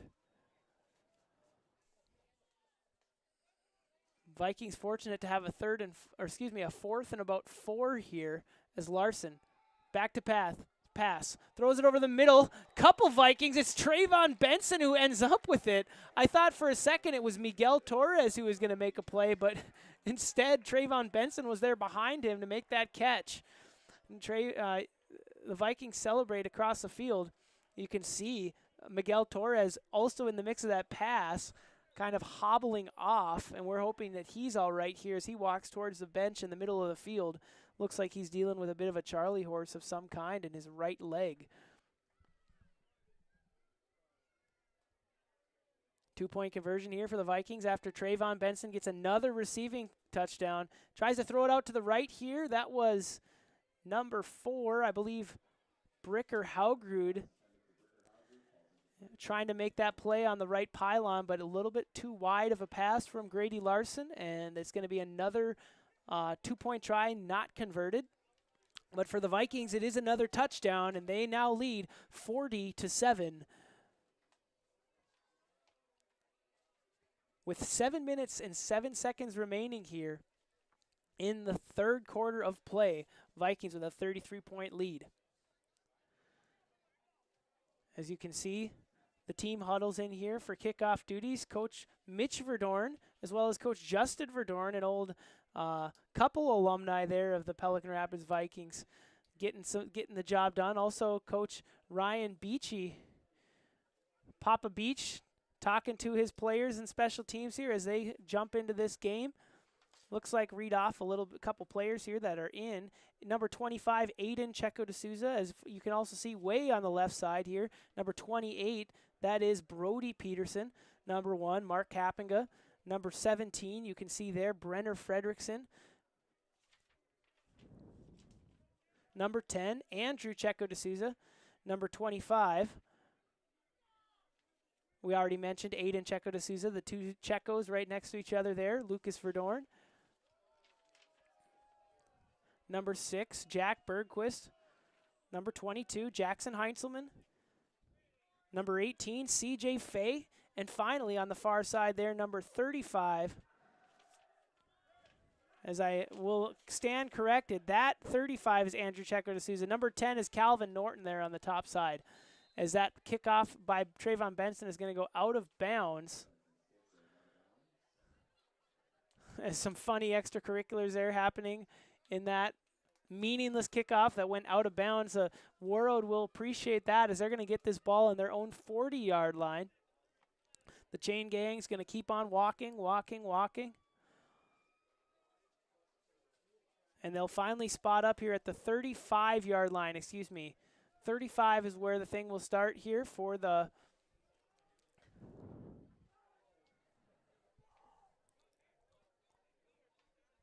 for high school out of bounds. I believe in the pros, if you kick it out of bounds, you start at the 40-yard line, although I have no clue what happens now with kickoffs in the pros. If you watched that game last night, they established their new kicking routine where the kicker's by himself at his own 35, and then they're all lined up at, I don't even know what yard line, just like doing this weird thing. Didn't matter. The kickers all just kick touchbacks anyway, so nobody wants to give it a chance of being a return touchdown, so all these kickers are still told to just kick it out of the back of the end zone. But I digress. Here we go. 2nd and 5 now is Warroad after a nice run there by Connor Lund, I believe, diving forward for a gain of about 4, maybe 5. It's going to be 2nd and the same, as Warroad with pretty good field position here, coming off their first touchdown of the game as they strung together a couple nice plays behind Liam Grover.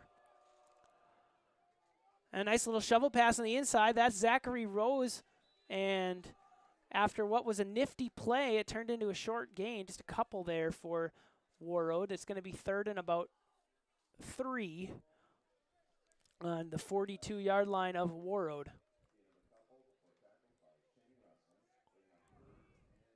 As the Vikings in and out they go here. Jackson Heinzelman going to get traded in for Miguel Torres. Good to see him back in the game after hobbling off on the offensive end. Finds himself back in at safety, standing at midfield.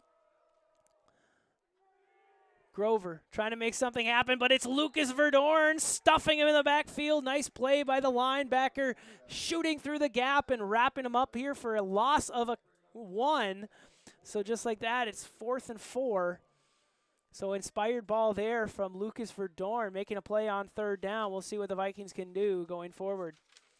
Also into this game, Maddox Vondra, you could see number 64, running in to be in left tackle.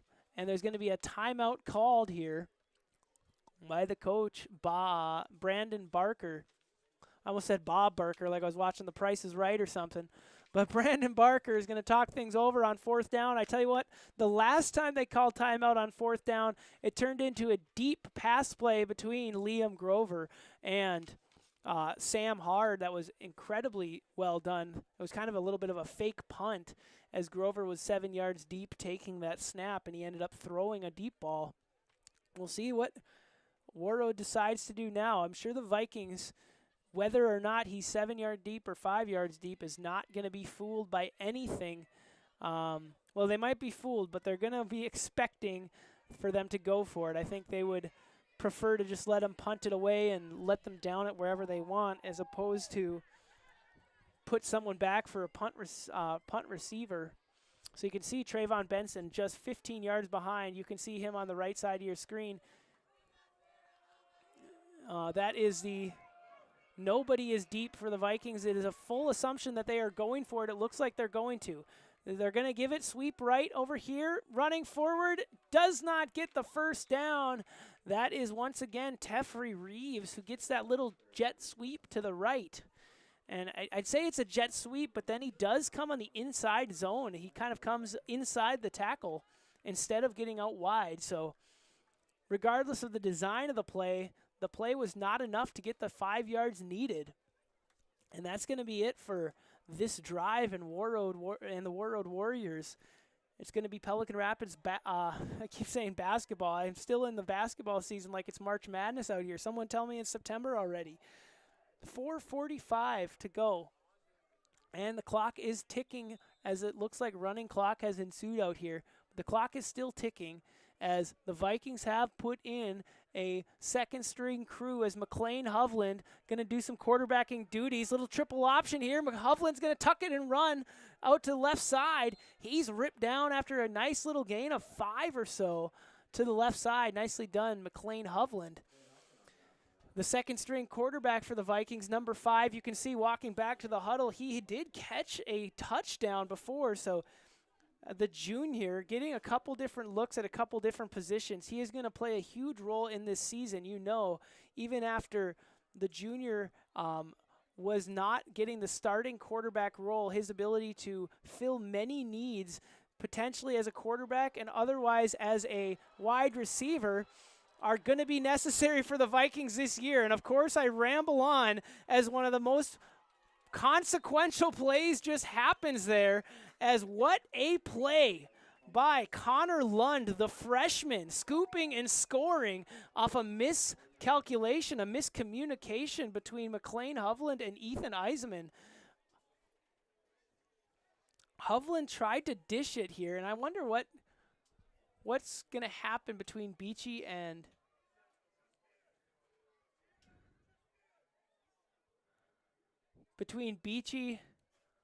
I would love to watch his play back, because it just looked like Hovland tries to give a little shovel pass there to Eisenman, but I'm wondering, was it a handoff that was missed or a shovel pass that was missed? Because I'll have to look back at this. I'd love to get some feedback here in the comments, or somebody text me about this. Back up that play. Did Hovland shovel it forward, or did he just hand it off and miss the handoff? Because my thought would be, if he did shovel it forward, would that theoretically be a handoff, or would that be a pass attempt? This is just some good conversation to be had by you at home. If he shovels it forward, maybe he didn't even do that. I'm just can't see up here, which is very likely. I kind of imagine things once in a while. But if that's the case, if he shovels it forward, is that an incomplete pass? Or is a shovel play in any way some kind of a lateral, even if it goes forward like that? That's the question to be had. Maybe it was just I believe it's likely that it was just supposed to be a sweep handoff, and I think that's probably what happened. A little sweep handoff to Eisenman. It was fumbled in the exchange, and what a play there by, once again, Connor Lund, scooping and scoring. And we've seen the speed of the freshman Lund already in this game, as he housed a kickoff that got called back on a flag. He's been a huge running back for the Warriors in this game. So right guy at the right time to get another touchdown for Warroad. Just like that, 14 points on the board for the Warriors. And Parker Moe is going to get another opportunity to kick it deep here for Warroad.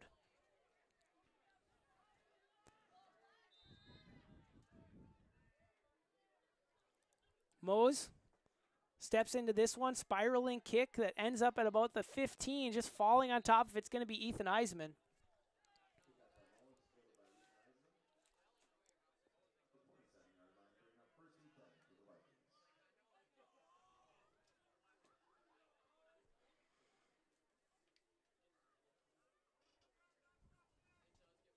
So after falling on top of that one, Eisenman, the Vikings will take it over here deeper in their own territory than they maybe would have wanted.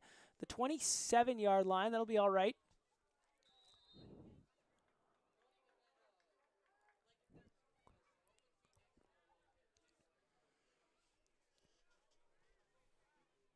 And once again, coming right back out, McLean Hovland with Kapinga to his left, trying to get something going here for the Vikings.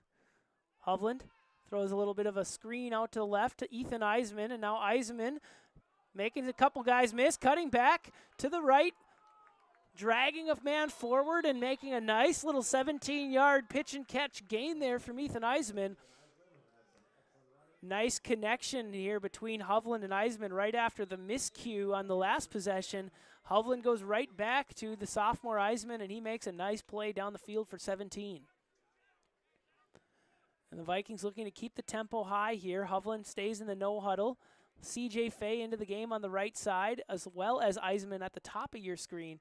But CJ Fay in the slot, also Channing Russman at the tight end spot. Handoff, Mark Kapinga up the middle. He makes a man miss up the seam in the middle, and finally drugged down there. Last minute tackle by Ryan Chamernick. But not before Kapinga gashes the defense there for a big gain. About 25-yard gainer there, down to the 29 of Warroad.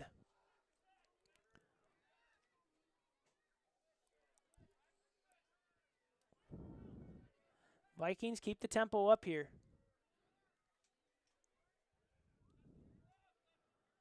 Hovland looks to hand it off there to Verdorn, and Verdorn is met by Connor Lund right in the middle of that play here.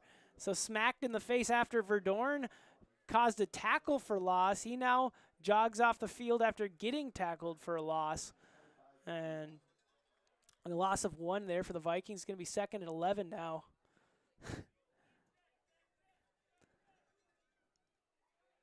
As a running back, sometimes there's just nothing you can do. You get the ball right in the face of a defender.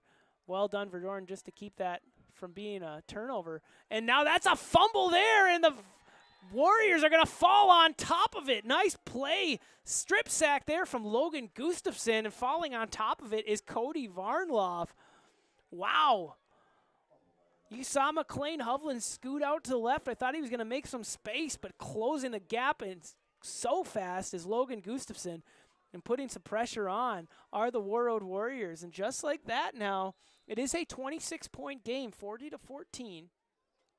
And the Vikings have now found themselves where it is just a 4-possession game. So Warroad continues to sneak into this here. If you're Pelican Rapids, you have to wonder if Warroad can score here before the end of the quarter, if you don't start to have a little bit of code yellow. Grover falls forward for a gain of nothing. The Vikings defense stays steadfast with the men up front there. That's Verdorn alongside Willem Pesch. And Jack Bergquist also into the mix here for that tackle. At least that's what, yeah, it looks like Jack Bergquist there, the left outside backer there alongside Verdorn inside backers. It looks like the 4 linebackers in the game right now for the Vikings is Mark Kappinga, Channing Russman, Lucas Verdorn, and Jack Bergquist. As scooting out to the left side is Grover. Grover gets it away here before he is hit and gets it over to Chamernick. A nice little pitch and catch for 7. That'll be 3rd and 3 now here on their own 43-yard line. They need to get to about the 45, so a couple yards needed. And what is a game that's turned into be a little bit more interesting than I think the Pelican Rapids faithful would have wanted. 1:27 to go in the third quarter. Clock stops because the ball went out of bounds. There was a moment when the clock was running due to the score differential, but now the clock has gone back to not being stopped. And Jack Bergquist going to tackle the senior Zachary Rose there, push him back to make sure he doesn't get the favorable spot. 44-yard line it's going to be spotted at. The Warriors need to get to the 45, so it's 4th and 1. 4th and 1 in what is a pivotal spot in this game. The Vikings could really slam the door a little bit here with a nice 4th down stop in close quarters.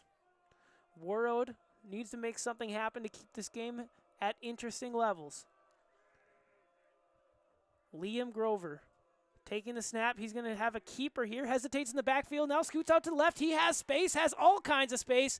And now he's just going to step out of bounds at the 40-yard line. And a flag's going to come in afterwards as Lucas Verdorn wraps up Grover out of bounds for a personal foul. They're going to tack on 15. Looks like Warroad is going to have this ball at the 25-yard line.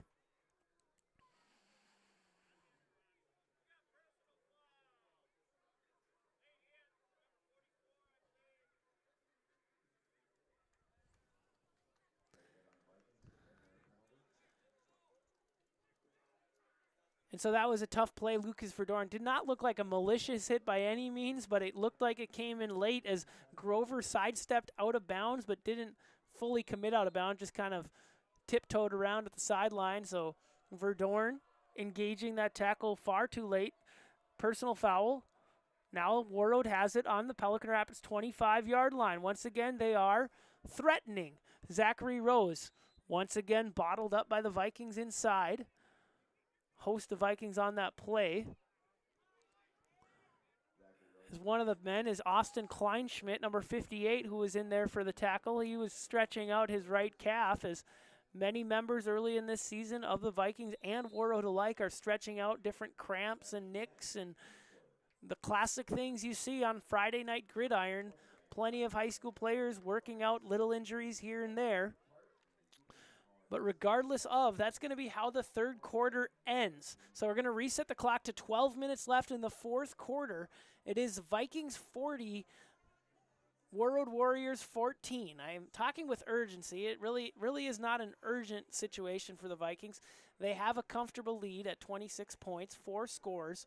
Warroad has not shown anything offensively that's going to tell me they're going to score 27 points in the next 12 minutes. However, Warroad has pieced together a couple nice drives, and Pelican Rapids has been sloppy with the ball in this third quarter. So Warroad winning that third quarter, 14-8. 14-6. It was 34-0 at halftime. And so certainly, if you are Pelican Rapids, just a concerning quarter of I keep saying basketball, concerning quarter of football here. And if you're Warroad, what a quarter to build off of. You outscored the Vikings 14-6. The Vikings certainly haven't let up by any means. Warroad just outplaying them right now in those last 12 minutes. And so they switch back and forth. It's a jet sweep right to Reeves. Reeves cuts up the field, and he's going to get stopped pretty quickly there by a whole group of Vikings. At the bottom of that pile is Channing Russman, who is in charge of starting that tackle. And so the Vikings defense holding firm, not making it easy on these Warroad Warriors. And I believe that's going to be how this game is going to play out. As the clock is running, 11:30 to go, I don't believe Warroad is going to do anything that's going to threaten the safety of a victory for the Pelican Rapids Vikings. However, if you're Coach Barker on the far side and Coach Beachy on the near side, you want your boys to continue to play solid football for the rest of the way. And that's a solid run there on third down, as dragging a couple Vikings forward is going to be Connor Lund. Connor Lund dragging a couple Vikings tacklers, both Trayvon Benson and Channing Russman. And Trey Benson here is going to be hobbling off on this one. He looked to call for a substitute. Looks like he's going to get one in Bricker Haugrud as Trayvon Benson. You cannot quite see it on your side of the screen, but he is going to hobble off, and Bricker Haugrud's going to give him a rest. And so for Benson, looks like he's just getting a cramp rubbed out here on the near side. Coach Hacker is giving him a little bit of relief as Lund continues to run well and now score. So a nice quick score by the Warroad Warriors in this fourth quarter with 11 minutes left. It is now going to be 40-20. As the Warroad Warriors have outscored the Vikings 20-6 in the last 13 minutes of play.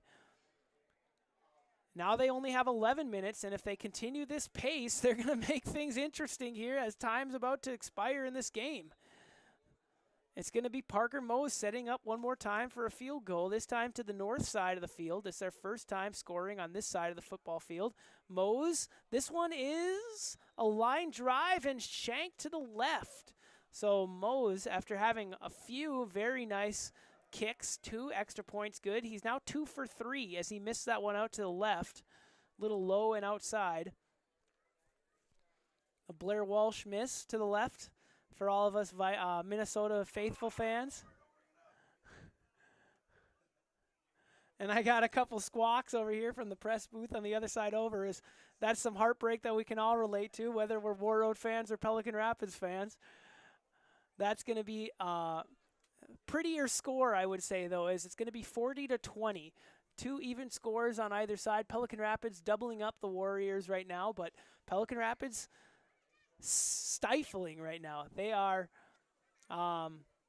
very much struggling to get to the finish line here.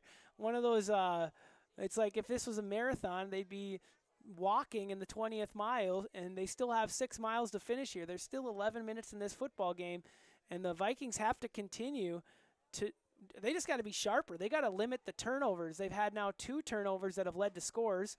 McLean Hovland fumbling on the last one on that strip sack by Logan Gustafson. And so we'll see what happens here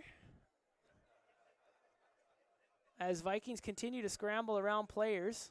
Verdorn off, Hovland on. Checo, that's number 21 in the middle of the field. That's Tate Marich standing in the middle there, the sophomore.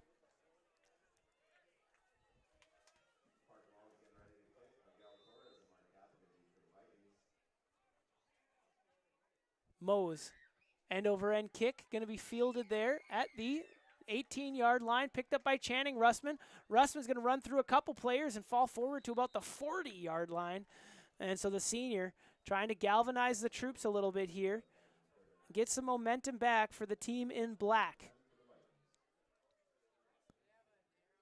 And so after getting a few drives here from Pelican Rapids, I see number 7, that's Grady Larson, walking back onto the offensive side of the field. And so it looks like a timeout's going to be called here. But regardless, if you are the Warroad Warriors, that is certainly a massive victory. It looks like he's pulled the card of Coach Beachy to put the first string back in. Grady Larson, the quarterback, going to start once again this fourth quarter for the Vikings in place of McLean Hovland. So Coach Beachy probably just wanting to see this cleaned up a little bit. Does not want to see it get any closer than it already is, which is now still 3 possessions, but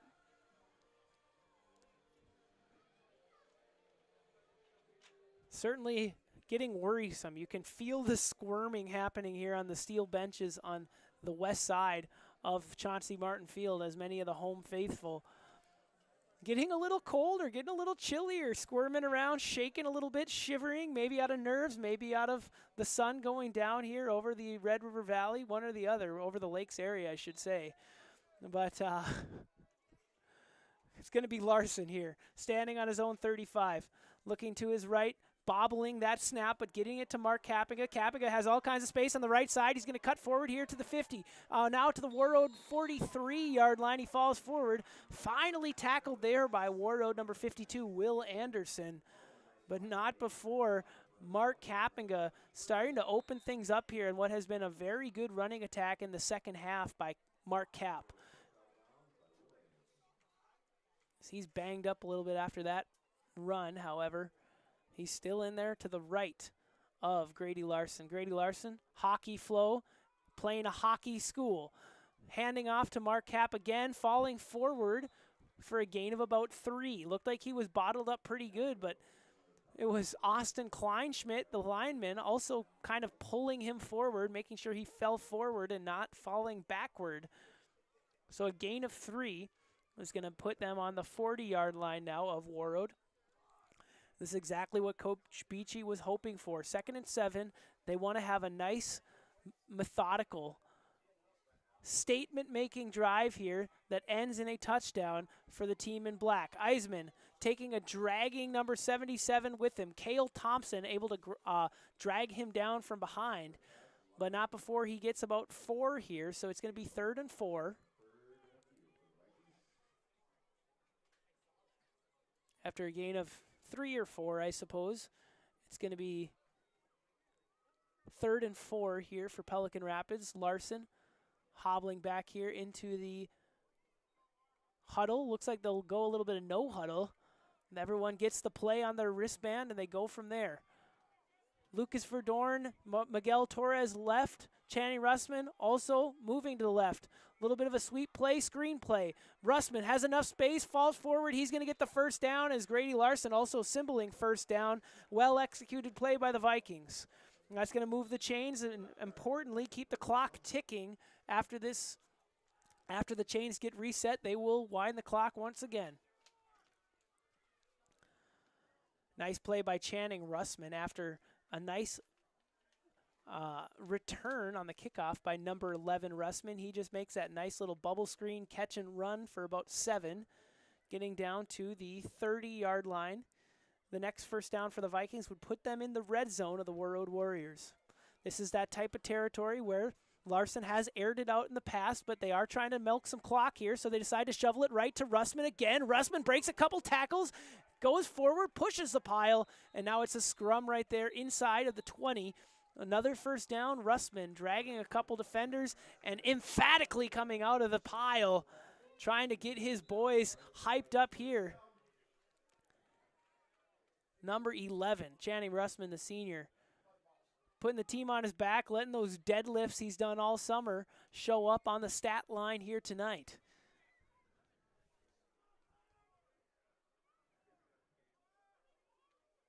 Edwin Escobar, the center, snaps to Grady Larson. Handoff again. Russman, he says, give me the rock. We're going to keep going. Down the middle of the field, falling forward, falling. And the line judge says touchdown. Touchdown, Channing Russman. This drive was all about the senior, number 11, working forward, driving forward, getting handoff after handoff, and now walks in for a touchdown. Falls forward for a touchdown after taking some contact. A nice, impressive run there, and they're going to line up for 2 points.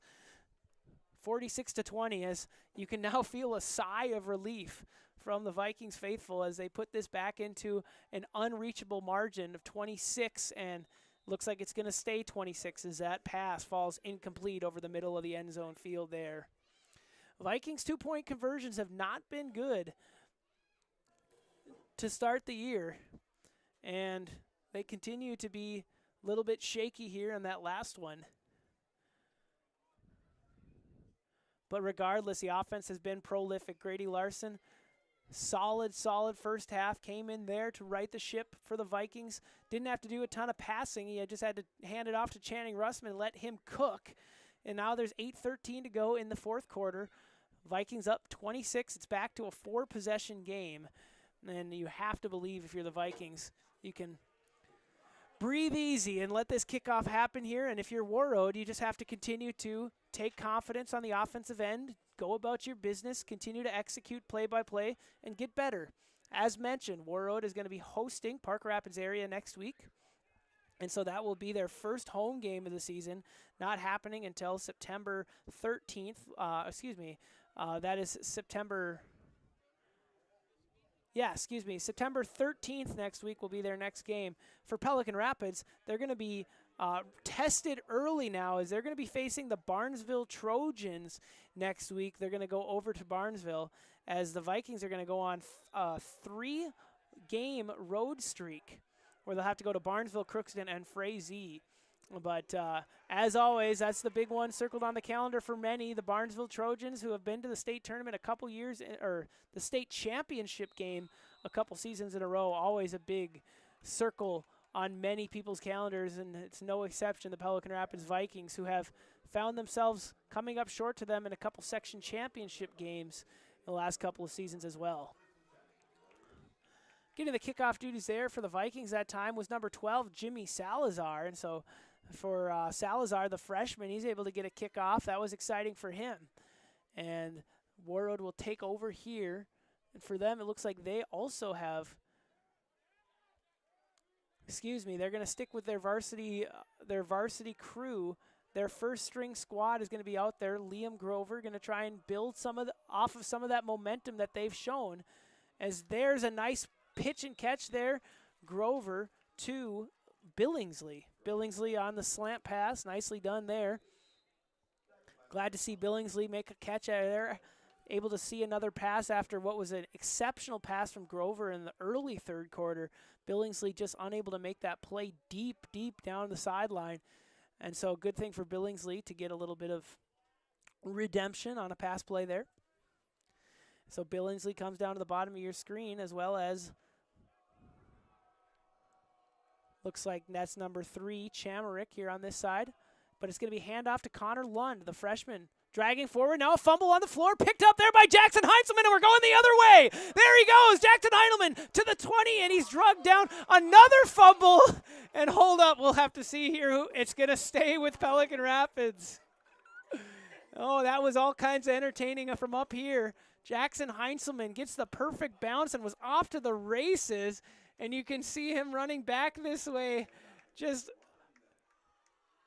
excitement. And he's excited, but I don't know if he should be as excited as he is, considering he fumbled it, almost gave it right back to the Warriors.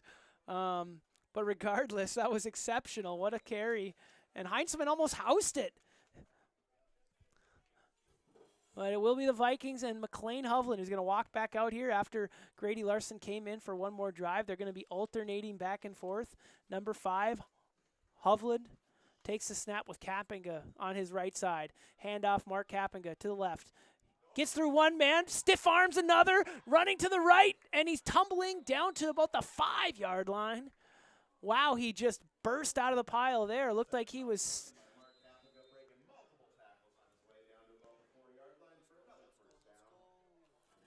And so Kapinga went off to the left. I thought he disappeared for a minute, and then he just spawned in like 5 yards past, like he hit the teleport mode, and just found himself stiff-arming Gustafson in the middle of the field and falling forward. So 1st and goal for Pelican Rapids. 6 minutes, 45 seconds. Another handoff, Kapinga up to the left side. Falling forward, he's going to be short. Looks like at about the 1-yard line. And there's a pile up down here where slow to get up, but getting up looks like everyone is. That was Willem Pesch on the right side. Oh, no, excuse me, Edwin Escobar, number 78. That was the last guy up, but looks like everyone's fine. Just kind of became a pretzel down in there where guys were waiting to get helped up out of the pile. Gets to be that way when you play every snap on offense and defense for these big boys inside in a small school.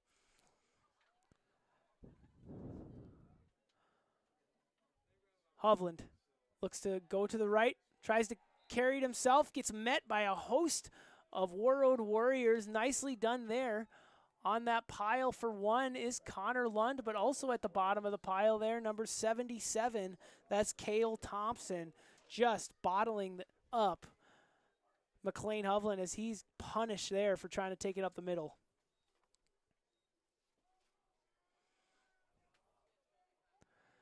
Back into the game at tailback is Channing Russman, who had a huge impact in the last drive with his running touchdown. We'll see what they do here with 3rd down and goal from the 2. Hovland loses the handle on that, falls on it as it was a high snap there from Escobar. And he falls on top of it at the 14-yard line. And so frustrating situation there after a bit of a high snap, scoots through the hands of Hovland. And it's going to be now 4th and goal on the 13-yard line. So it'll be a tough play here for Pelican Rapids to try and convert this 4th down play.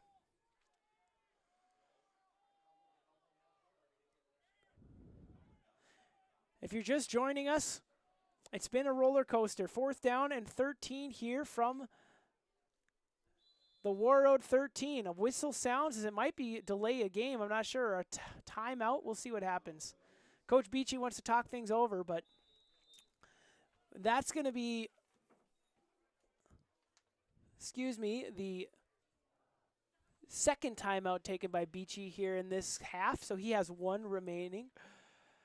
So if you're just joining us, perfect time to talk about it. It has been a roller coaster, but in general, it's gone the way of the Pelican Rapids Vikings. We have 46-20 with 4 minutes and 38 seconds remaining in the 4th quarter. If you haven't seen the game recap, it started out with a feisty Vikings offense scoring left and right. It started the first play of the game from Warroad. It might have been the second play, was a fumble on their own 12-yard line, turned into a quick score by the Vikings, and then it was all Vikings from there in the first half. 34-0 was the score at halftime. Pelican Rapids up big. The Warriors finally got on the board after an interception. Grady Larson got picked off there by Chamernick on the first play of the second half, and the Warriors have since scored 3 touchdowns. It's 20 points for Warroad. They made things interesting enough for Pelican Rapids to put in their own team as Channing Russman back in play. Get us a touchdown on 4th down and 13. So pitch and catch, Hovland to Russman. So that's exciting there. But if you're Warroad, you have to be happy with the fight back. And they really did make Pelican Rapids squirm in their chair a little bit. It went from a 34-0 game to a 40-20 game. And so just like that, Pelican had to put their starters back in. Pelican got a touchdown from Grady Larson, that was Channing Russman on the run. Now Channing Russman got another touchdown there off the pass from Hovland. And so the Vikings now opened it up a little bit, 52-20, but not before Warroad made things interesting. And Hovland, another high snap, scoots away from him. And the Vikings are unable to convert the 2-point conversion. And so the Vikings have had highs and lows for sure, but they certainly can't be too discouraged, knowing they have a lot to clean up and they're still enjoying a 32-point lead.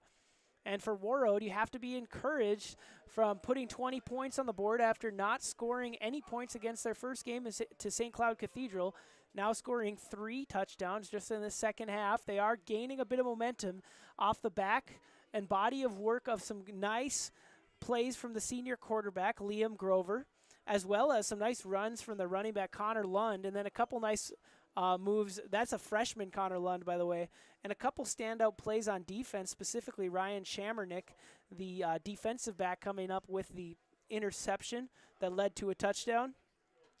Also, another standout player for Warroad today has been number 34, Sam Hard, has made some nice plays, including that 4th down conversion where they faked a punt and Grover found Sam Hard for a 25-yard connection to convert the 4th and long. That also turned into a touchdown for the Warriors. And so, just thinking about Warroad, you have certainly a lot to be happy about in this second half, coming back from what was a frustrating first half. And for the Vikings, you have a lot to be happy about, knowing that you have a lot of mistakes, a lot of things to clean up, but still another victory on the record books here as you go forward to a huge rivalry game against Barnesville next week.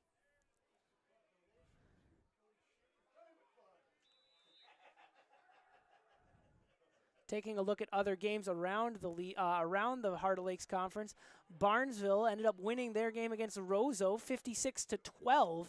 And so Barnesville continues. They'll be 2-0 when the Vikings face them next week as well. As a flag flies there on that kickoff return.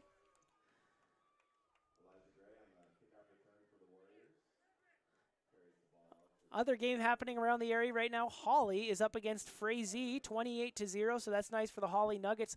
After dropping their first game in a close one to Perham, 12-14, Hawley looks like they're going to come away with a win against Frazee. There's still some time there in the third quarter, because a lot of these games are behind our time because we started at 6 o'clock.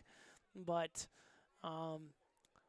certainly the few teams to be considering around the area are going to be the Hawley Nuggets, the Barnesville Trojans, and the Vikings, hoping to put themselves into that conversation, and they'll have their time to make their statements known as they play Barnesville next week. They're going to play Hawley later on in the season as well. Grover. Oh, definitely jumping off sides there. Number 27 for the Vikings. That's going to be Levi Hillica. He's going to end up sending the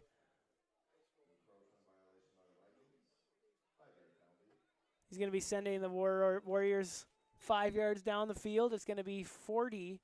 They're going to be on their own 40 now. 4 minutes, 25 seconds to go in this football game. Grover fakes the handoff, back to pass, steps up in the pocket, is going to throw it over the middle and overthrows. That is, I should know that name. That's number 49, Logan Gustafson, another standout player for Warroad tonight. Got to mention his exceptional strip sack right here near midfield of McLean Ovlin. That led to a touchdown. And so, unfortunately for the Warriors there, Grover too tall for Gustafson.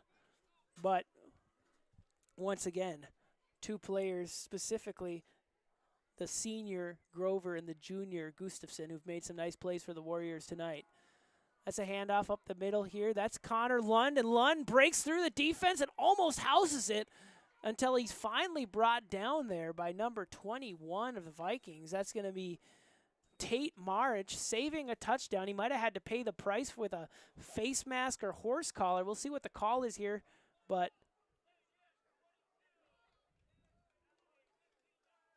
yeah, it's a personal foul. I believe it's a face mask, but face mask or horse collar, I can't quite tell from all the way across the field. However, that's going to be Tate Marich tagged with a personal foul.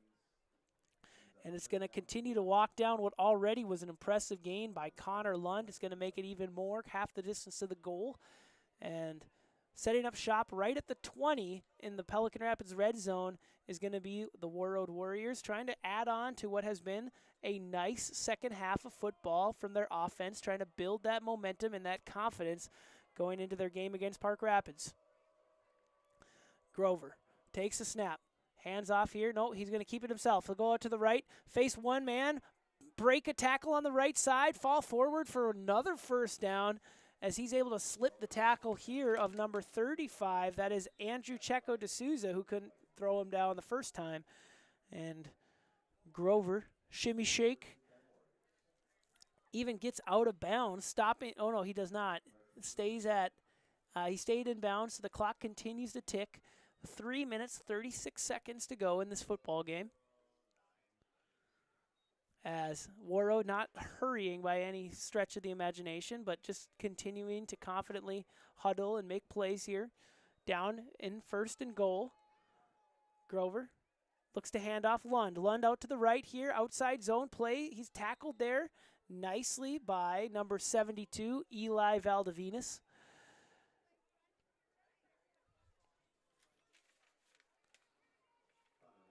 Excuse me, that's Roscoe Stubbs. Roscoe Stubbs on the play here. The freshman making some noise for, the sophomore Stubbs making a play here for the Vikings. I can't believe he's a sophomore, the way that these kids just keep getting so much older so quickly.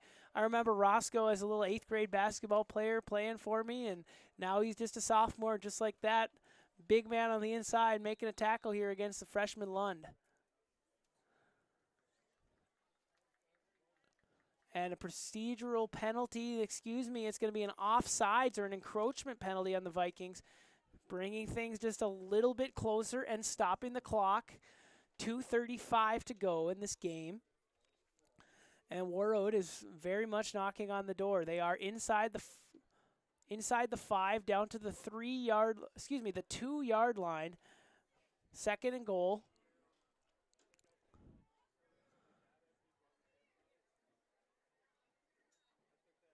Handoff Lund. Scoots to the right. And he's going to fall into the end zone here for a touchdown. Connor Lund, another one. Nice performance by the freshman Connor Lund as he gets another touchdown here. And the Warriors now get it once again to half the Vikings score. 26 points now for the Warriors in this football game. All of them coming in the second half. And so while it is a 52-26, the Warriors I better do the math here quick. Outscoring the Vikings, 18 points the Vikings have scored in the second half. Warriors have scored 26. So the Warriors continue to outpace the Vikings here in the second 24 minutes by a score of 26-18. But it was the Vikings too much too soon. And it's Parker Mose continuing to try and kick some extra points for Warroad. That one's true. That's going to be good. 3 for 4 is Mose on the extra points. Well done, number 10, as he's going to trot off with his boys to the far sideline. And we will pause one more time, likely, before the end of this football game. There's 2 minutes, 27 seconds left as another scoring play happens. As a bit of a shootout, and in total 79 points scored. Plenty of kickoffs to be had in this football game. And plenty of plays made. If you're just a fan of the game, if you're a fan of plays being made, this has been an entertaining football game. Certainly, both teams having some things to be happy about, and both teams having plenty of things to criticize, plenty of things to clean up. And so I think it will be an interesting film room to sit into, whether you're the Vikings or you're the Warriors. As a player, there's plenty of things that the coaches will be pointing out as we take a look back at the film on a Sunday morning or a Saturday night or a Monday morning, whenever it is. The film session is going to have plenty of content.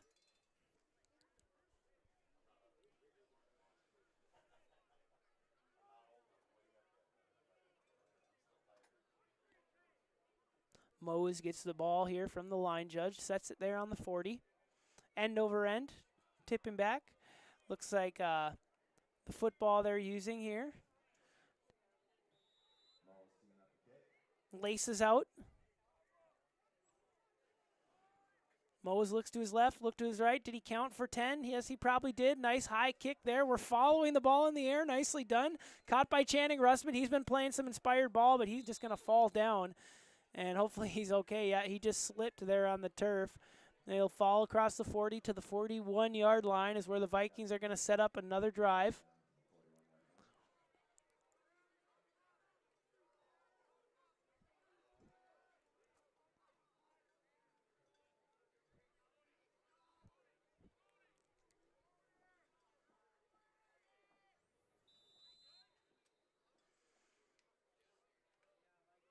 And what is a beautiful fall night. There's many fans who have stuck around for the entirety of this football game, and I understand that some make their way out of here, most of them are recognizing what a beautiful night it is and how most evenings are not going to be like this as we get later into the year. I promise you there's going to be some November nights where they were wishing they were sitting up in the press box with me on one of those cold, blustery nights. And I get my cameraman saying the exact same thing. Yes, no cameras are freezing out there where the batteries are going dead, and we don't have people's hands falling off because they didn't bring gloves, this and that.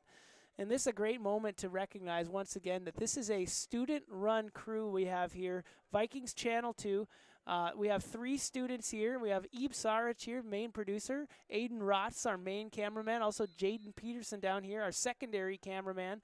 And so we really appreciate that not only you're able to be here to support the students and Pelican Rapids Viking sports, but also you're able to allow these students to get an opportunity to show you what mass production is, and they get to see a little bit of a backdoor or a behind-the-scenes look at what it is to be a producer of a live sporting event. So we thank you for supporting us here at Channel 2, as this timeout is going to lead us into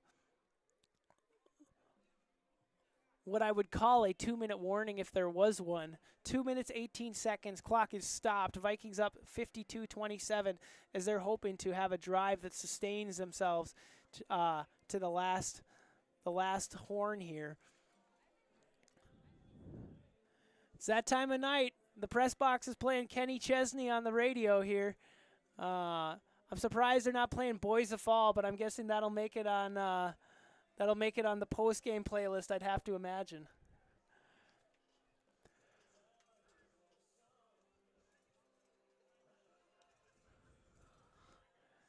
Couple second stringers in here for the Vikings. I can just see Finn Stewart, number 62, getting job at the center here.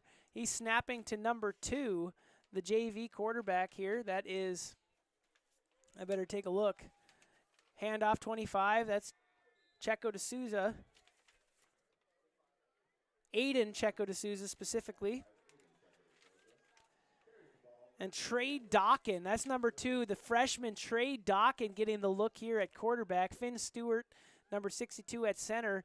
Also in this football game as wide receivers, number 18, CJ Fay, number 22, Jackson Heinzelman, who we saw on that fumble recovery that went all the way back down here. Also on the offensive line, we see number 55. Number 55, Michael Honrud in this football game. Also see a number 60, that's Charlie Stubbs. Dawkin fumbles the snap, now keeps it himself in a bit of a triple option out to the left, 3rd down, and he falls forward to about the 47-yard line.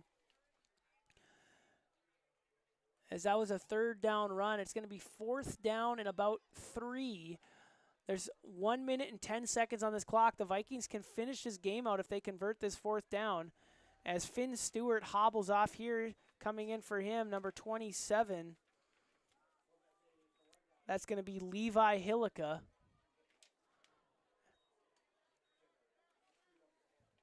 As the Vikings look like they go into punt formation, Trey Dawkins, 7 yards deep, going to give this one a boot.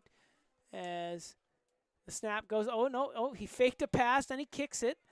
Falling forward to about the 40 and doing a little bit of the Matrix as a player from Warroad, keeping that from hitting him.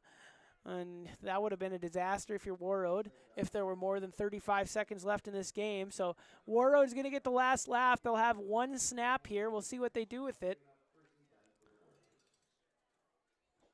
But This is all just semantics here as we're just making our way to the last snap or two here from the Warroad Warriors, and what has been an definitely entertaining game between both of them. 52-27. The Vikings are likely to walk away with a victory of that margin. Next week, Warroad is going to go back home for their home opener as they're going to host the Park Rapids area Panthers. For Pelican Rapids is falling into his own man there, and getting tackled in the backfield is a Warroad running back. And that's probably how this game is going to end, but we will see. Pelican Rapids next week is going to go to face off against the Barnesville Trojans in Barnesville. And so both of these teams have their hands full with their next opponents, but they will shake things up here as we at Channel 2 are going to watch things count, and they are going to get one more snap off. 8 seconds. 7, 6, 5, single back, under center, taking the snap, handing it off to the left, and that's going to be how it ends right there, with the Vikings winning by 25. 52-27, the Vikings advance to 2-0 on the season, and the Warroad Warriors fall to 0-2. For all of us here at this at Chauncey Martin Field, Ebe Sarich, I'm Logan Knorr. Thanks for watching Channel 2, and we'll see you next time.